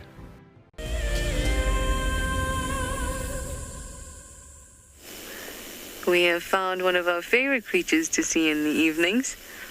It is a flap-necked chameleon. It's just turned its head away from us and suddenly interested in something next to it. Apparently quite a long way next to it. Their tongue is double their body size, so maybe just it looks proportionately away from him. But actually he could get it. Who knows? It's quite a small one. It's only about 10 centimeters. Look at how well it blends in. It's actually a very similar size to the guari. It's looking at this praying mantis.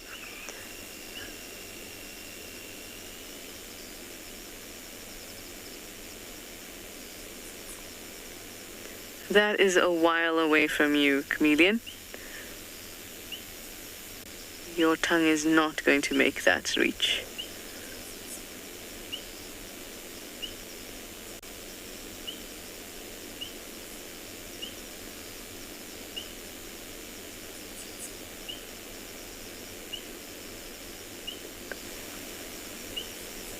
It's very cute, this one. It's not the smallest, it's the third smallest I've seen. We found it yesterday when we were looking for more wati, and we came through and we saw this exact one. Exact same spot too. Must like this spot. Do you like its shoe? Doesn't it look like its leg is poking out with the shoe pointed? Hi Leslie, you'd like to know if chameleons are nocturnal? No, they're not. They're diurnal. They're just easier to find at night because they're resting at night. So they're going to be in one spot. During the day, they'll be moving around their bush or several bushes in their immediate area. So they're more difficult to spot. And they're also, because of the light, it's the sunlight and it's even all over the bush, it's difficult to see them. But with the spotlight, it's easy to see them because the color is not uniform because it's an artificial light. So it's easy to find them at night.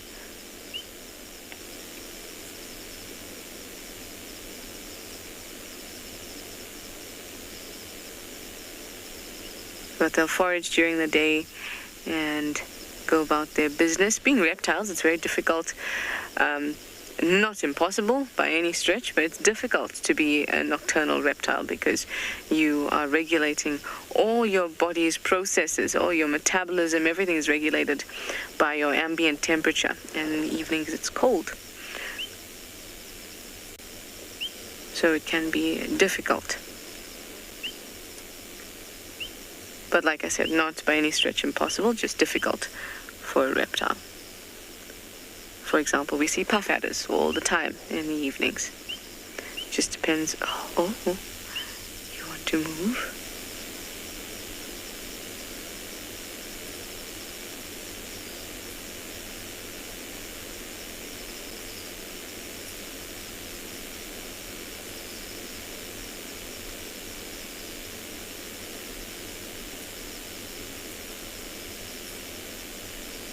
Coltsmen, you'd like to know if they're endangered or they're just really good at hiding. Certainly not endangered. And yes, they're very good at hiding. But they're not endangered. In fact, if it would be, lots of biodiversity surveys are done in areas like this, and they actually have quite a high density. I think it was something like 80 chameleons per square kilometer. I can't remember if it was in this area or in KZN, but definitely the density of chameleons is quite high. It's just a matter of being able to find them because they hide very well, or blend in very well.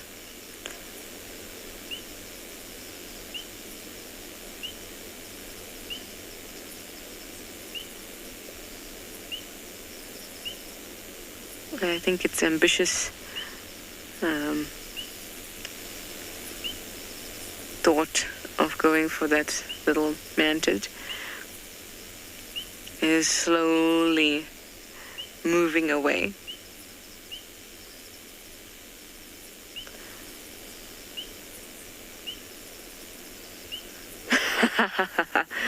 James, now you say that you can't unsee the shoe now. I know! It's like he's a dancing chameleon. And got lovely lines, I must say. Could point his toes just a little bit more, but the line is beautiful. Like high tops. It's wearing high tops and skinny legs. I know I can't unsee it either.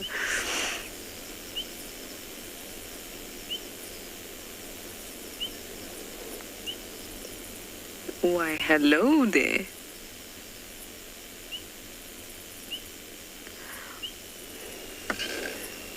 Oh. Oh! Whoa!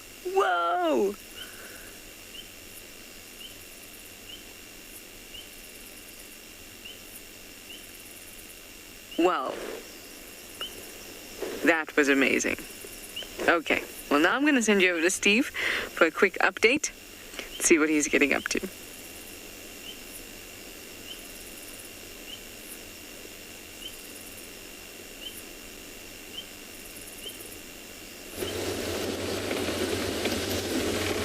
Welcome back to Djuma, everybody. Well, we didn't find any lions in that block, or they didn't come out. But we've gotten back onto Djuma and found some lion tracks heading north along our eastern side. So, unfortunately, the ground is incredibly hard. Needs to be dragged or something. It's nearly impossible to see any tracks on the roads at the moment after the rains. So you find some sandy patches and you get a track, and that's all we got to go with. Now it's a guessing game, and I'm going to say left. Paul, what do you feel? Left? I'm feeling right now. Feeling right. Let's go up this way. No tracks whatsoever. There's a nice muddy patch at the bottom of the road. Got some tracks. Heading north-ish, whatever that means. Sort of north and east. There's a nice sandy patch. If there's tracks, we will see them. Pride of lion is normally quite easy to see where they've gotten to, if they're walking in the road, that is. So at this time, they normally do. They cover a bit of distance walking in the road.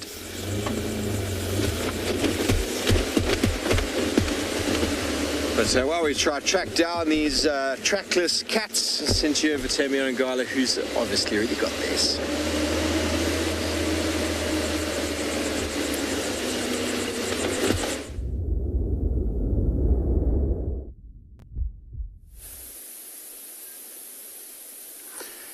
You can see, looks like these lions have scattered all over this place, and it's really hard for now because we've been here for quite some time, and earlier on we were with that lioness, and the other one, there's a few that went up to join. We're not really sure if they actually joined up with the rest of the lions there, because there's still at least 3 or 4 animals left here. The other young male got up and also moved in that direction. So it's quite interesting to see, because now some of the animals are moving and some of them are left behind. So the question is, how long will it take these to get up to go and join? When I looked at that female earlier on, I could see that her stomach was a bit curved inwards, which meant that she was hungry. So I think that could be driving her and the rest of the pride members that have left a bit earlier. And sometimes when they make a kill and they eat, more lions feed more than others do, because remember, the eating becomes the competition. So I think maybe these lions will move. I'm just worried that by the time these guys get up to move, those other ones will be quite far away. So we're still sitting with them for the next little while, just to see what they do.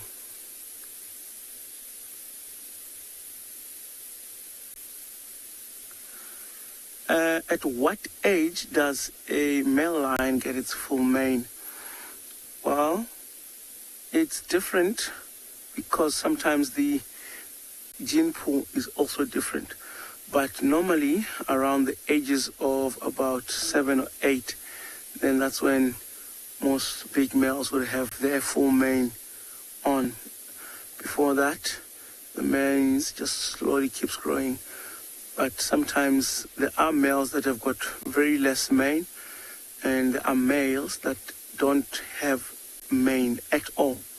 So that's very genetic. It depends from which gene pool that one male comes from. If it's a very strong gene pool, might get mane a little bit sooner. I guess in a sense, it's like when boys start getting their beard. Some get it earlier and some get it later in life. And for some people, it actually grows thick, and for some people, it only grows in a little section, and some people don't have it at all. So I think the same rule applies. It really depends on the gene pool where that lion gets the genes from and how strong that gene pool is. But I've seen with the Ross males in the property, when they first moved here, the manes was not that big, and it was not as dark as it is now. In fact, the other ross male had pure blonde mane, which was just halfway down his neck. And now he's got proper mane 3 years after that. And which means that this mane continuously keeps growing. And it also continuously keeps changing color, getting darker the older they get.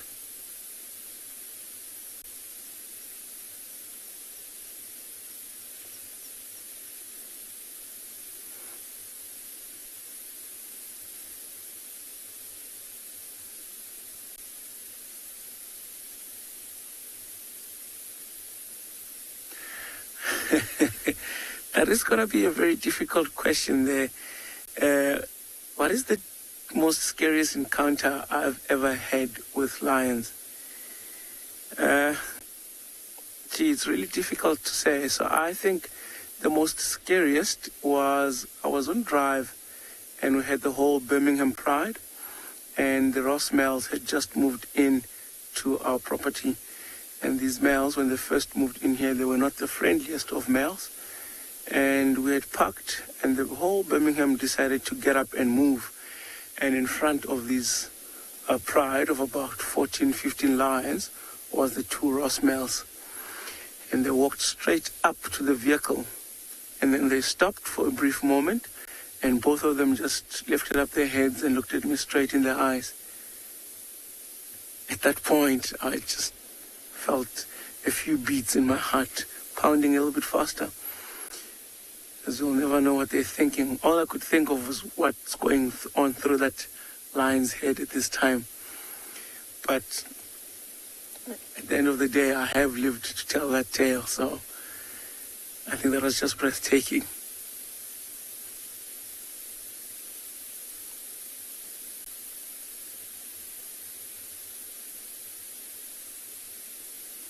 But I kid you not, looking straight into the eyes of a lion, those eyes are piercing. It is scary.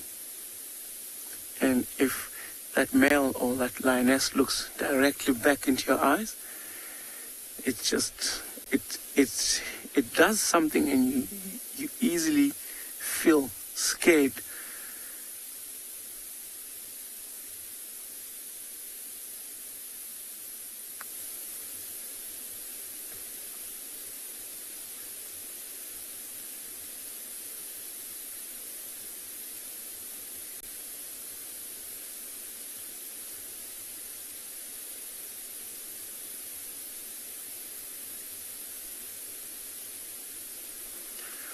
So we're still waiting it out here.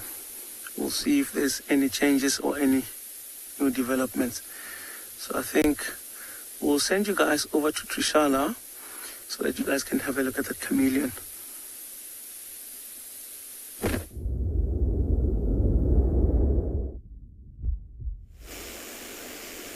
I was hoping maybe we'd be able to see some of that chameleon tongue action again. How epic was that? So cool. But you can see it's quite easily predicted when they're going to shoot that tongue out, because they kind of put it between, or just kind of expose it before they shoot it out. So you can tell it's going to happen, or potentially could happen. But that was very, very cool to see.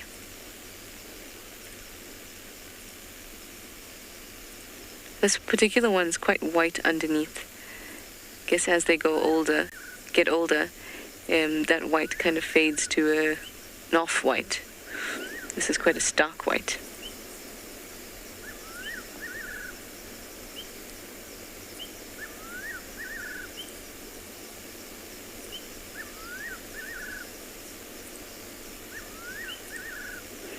Hi Nathan, you'd like to know if they change color to attract other mates? They certainly do.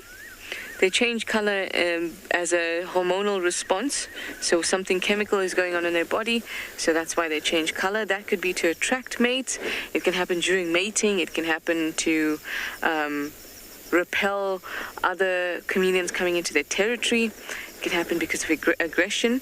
But to attract mates is certainly a big one.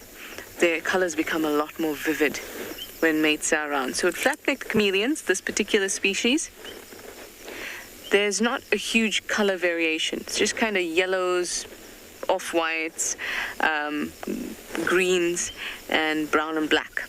So you're not getting reds, purples, oranges, that kind of thing. But they do have lines. You can just kind of see it there, between its two legs. There's a faint line, and then there's also lines that are going across its body from the top to the bottom, from the back to the belly. And those will start to get quite vibrant, very white, just to make the whole chameleon look a lot more attractive to its female or male friend. Usually it's the male that gets a whole lot more colorful, and in general it is the male who, in a standard coloration, is a bit more vivid than the female.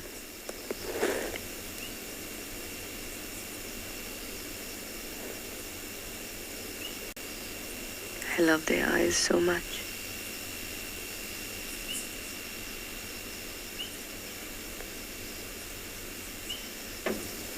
Hi, Gert. You'd like to know, how do chameleons consume water? That is an excellent question, and I don't know. Yeah, gosh, I don't know. So, in order to drink water the way we do, you have to have complete cheeks. So that's why animals like leopards and lions, they have quite a wide jaw. So that's why they need to lap up water. So only mammals that have a smaller jaw and complete cheeks are able to create the suction needed to drink water, as in go to a pan or whatever and put your head down and drink water, or you would out of a glass. But I can't imagine that a chameleon would be able to create the suction needed to suck up water. Nor can I imagine it uses its tongue to do it. So that is going to be my homework today. How do chameleons drink water? It's probably something in between the two of them. It probably can create some sort of suction. But you'll have to watch tomorrow to find out. And I'll have to find another chameleon tomorrow so we can talk about it.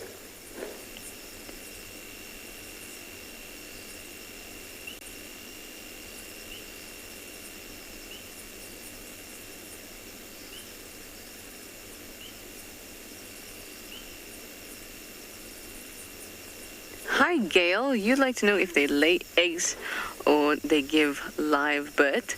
These chameleons actually give live birth, but the eggs do hatch inside of them. So they're still reptiles. They still do produce eggs, but the eggs hatch and then they give live birth. Oviviparous. There we go.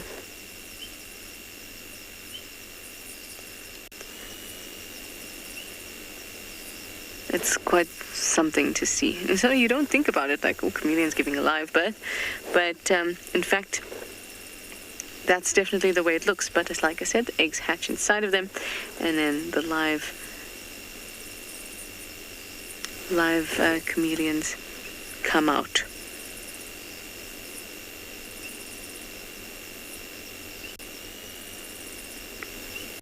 That's not for all chameleon species. Some chameleons will lay eggs, as in lay them in a particular place.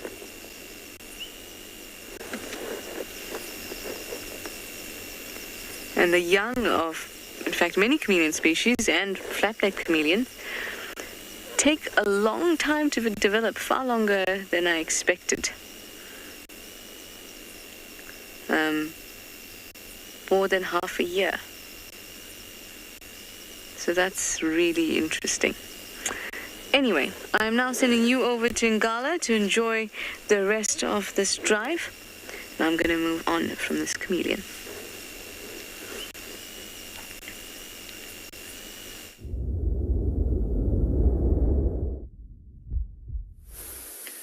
You can see one of them just got up. Quite interestingly, he's moving in the opposite direction. Oh, look at that. to where that young male lion went to, there is another lion there that's lying down there that we could not see.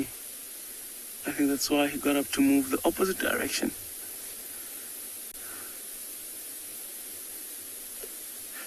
It's amazing how they just disappear into the tall grass behind the bush.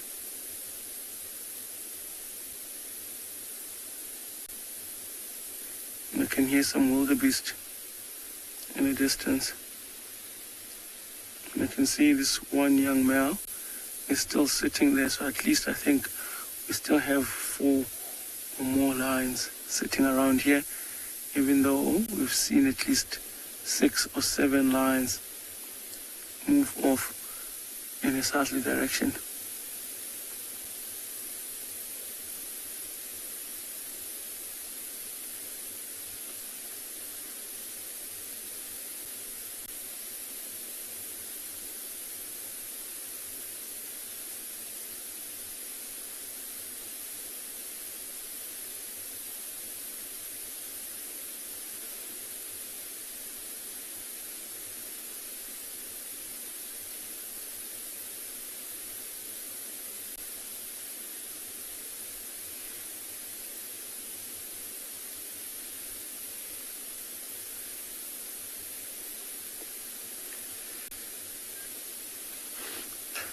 I think I know, Captain, you're asking, apart from mange, what other diseases can these lions get? There is some sort of, I think it's cancer that they get, where they have this little growth out of their skin. And I'm not sure if there are any other more. Actually, that's a very interesting subject. I think I might have to look at it and see if there is anything else besides that TB that they get and the mange that most of the lions suffer from.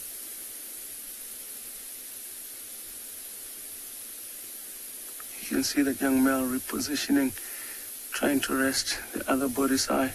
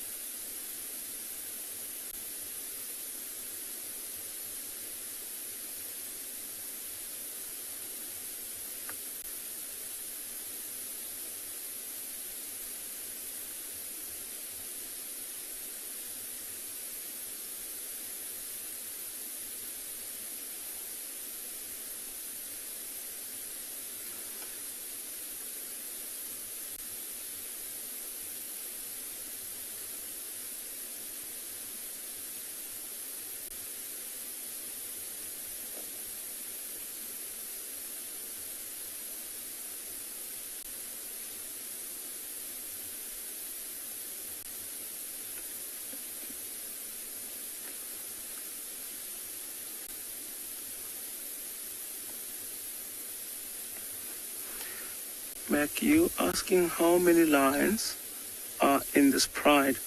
So we have seen this pride before, and in total these animals are at least around about 15.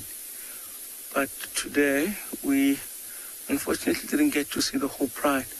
But somebody that found them earlier this afternoon around midday said that he counted at least 14 or 15 individuals in this pride. So there is at least 6 young males and a few other females that are of their age as well. So with the old lionesses, I think that's what leads up, because they had a very huge litter. I think there was one point where last year or the year before that, where they came into the property with so many cubs. I think we counted over 18 to 20 animals altogether. So I think for now the numbers are at 15. This is without the males with the pride. So for now, when we get to see them this side and the females come with these sub-adult lions, they are around those numbers of 15 or 14, 15. This is one of the few prides that we see every now and then in the property. there are different prides that within the different corners of the reserve would cross in and out, and we sometimes get to see them for a day or two, but then the Birmingham would be more in the central parts of the reserve, and in all directions would have different lines every now and again coming in, or just have random males, and then you find them in the middle of the reserve, and then they disappear within the following day.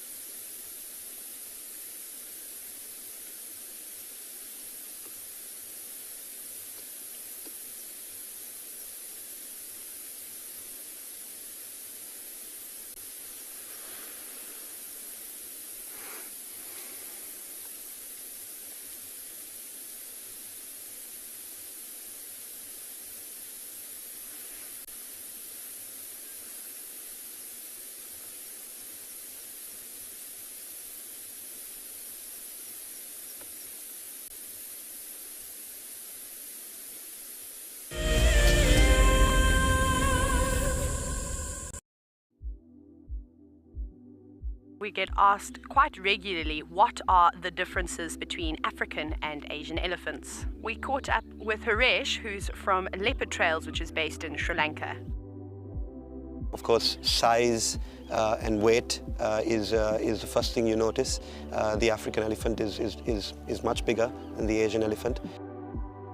Tusks in the Asian elephant, it's a very small percentage of male elephants only who have tusks. I was told that there's a theory that the African elephant's ear is in the shape of Africa. The Asian elephant has a much smaller ear.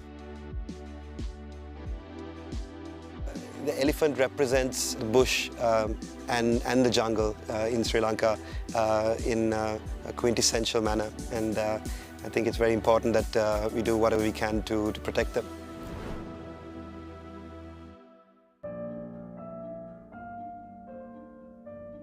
With a slew of potential dangers lurking, it's essential to be aware of your surroundings whilst walking in the wilderness. 20 yards away from one of the most endangered species. This is a big bull. What a moment, what a close encounter with an Ellie bull.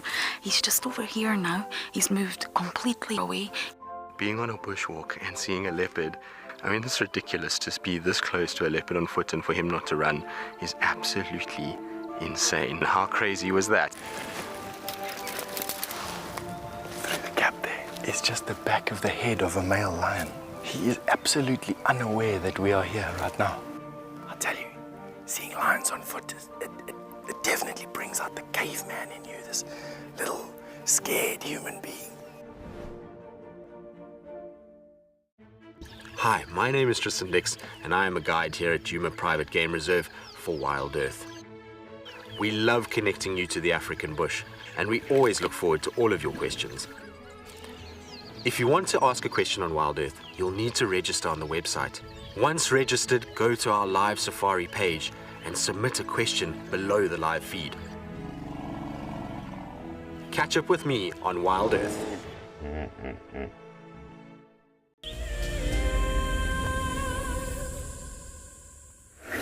Well, we are making our way up to quarantine, hoping for that last-minute leopard. You know we always want that last-minute leopard, but I also want to tell you something quickly. I made a mistake. So I was thinking, I said to you that the flat-necked chameleon was ovoviviparous, which means that they laid the eggs inside and then gave birth, but it's not. It's the dwarf chameleon, the little Karoo dwarf chameleon, which is the other chameleon that you get in South Africa. It's that chameleon that lays its eggs inside and then gives birth to live young. The flap-necked chameleon lays eggs in little burrows, termite mounds, etc., stuff like that, and that one does take over 6 months, closer to 8 to 10 months to develop and to hatch. Anyway, is the last few seconds left of show. Can we make it up to quarantine? Can I do it and not drop my cam up off the back of the vehicle? see if we might bump, I was about to say bump a chameleon, bump a leopard. Either way, I'm really glad to have spent all this time with you, really glad to have seen Tingana. So thank you all for your questions and your comments, for this lovely Ellie to end with. We'll see you tomorrow. Bye for now.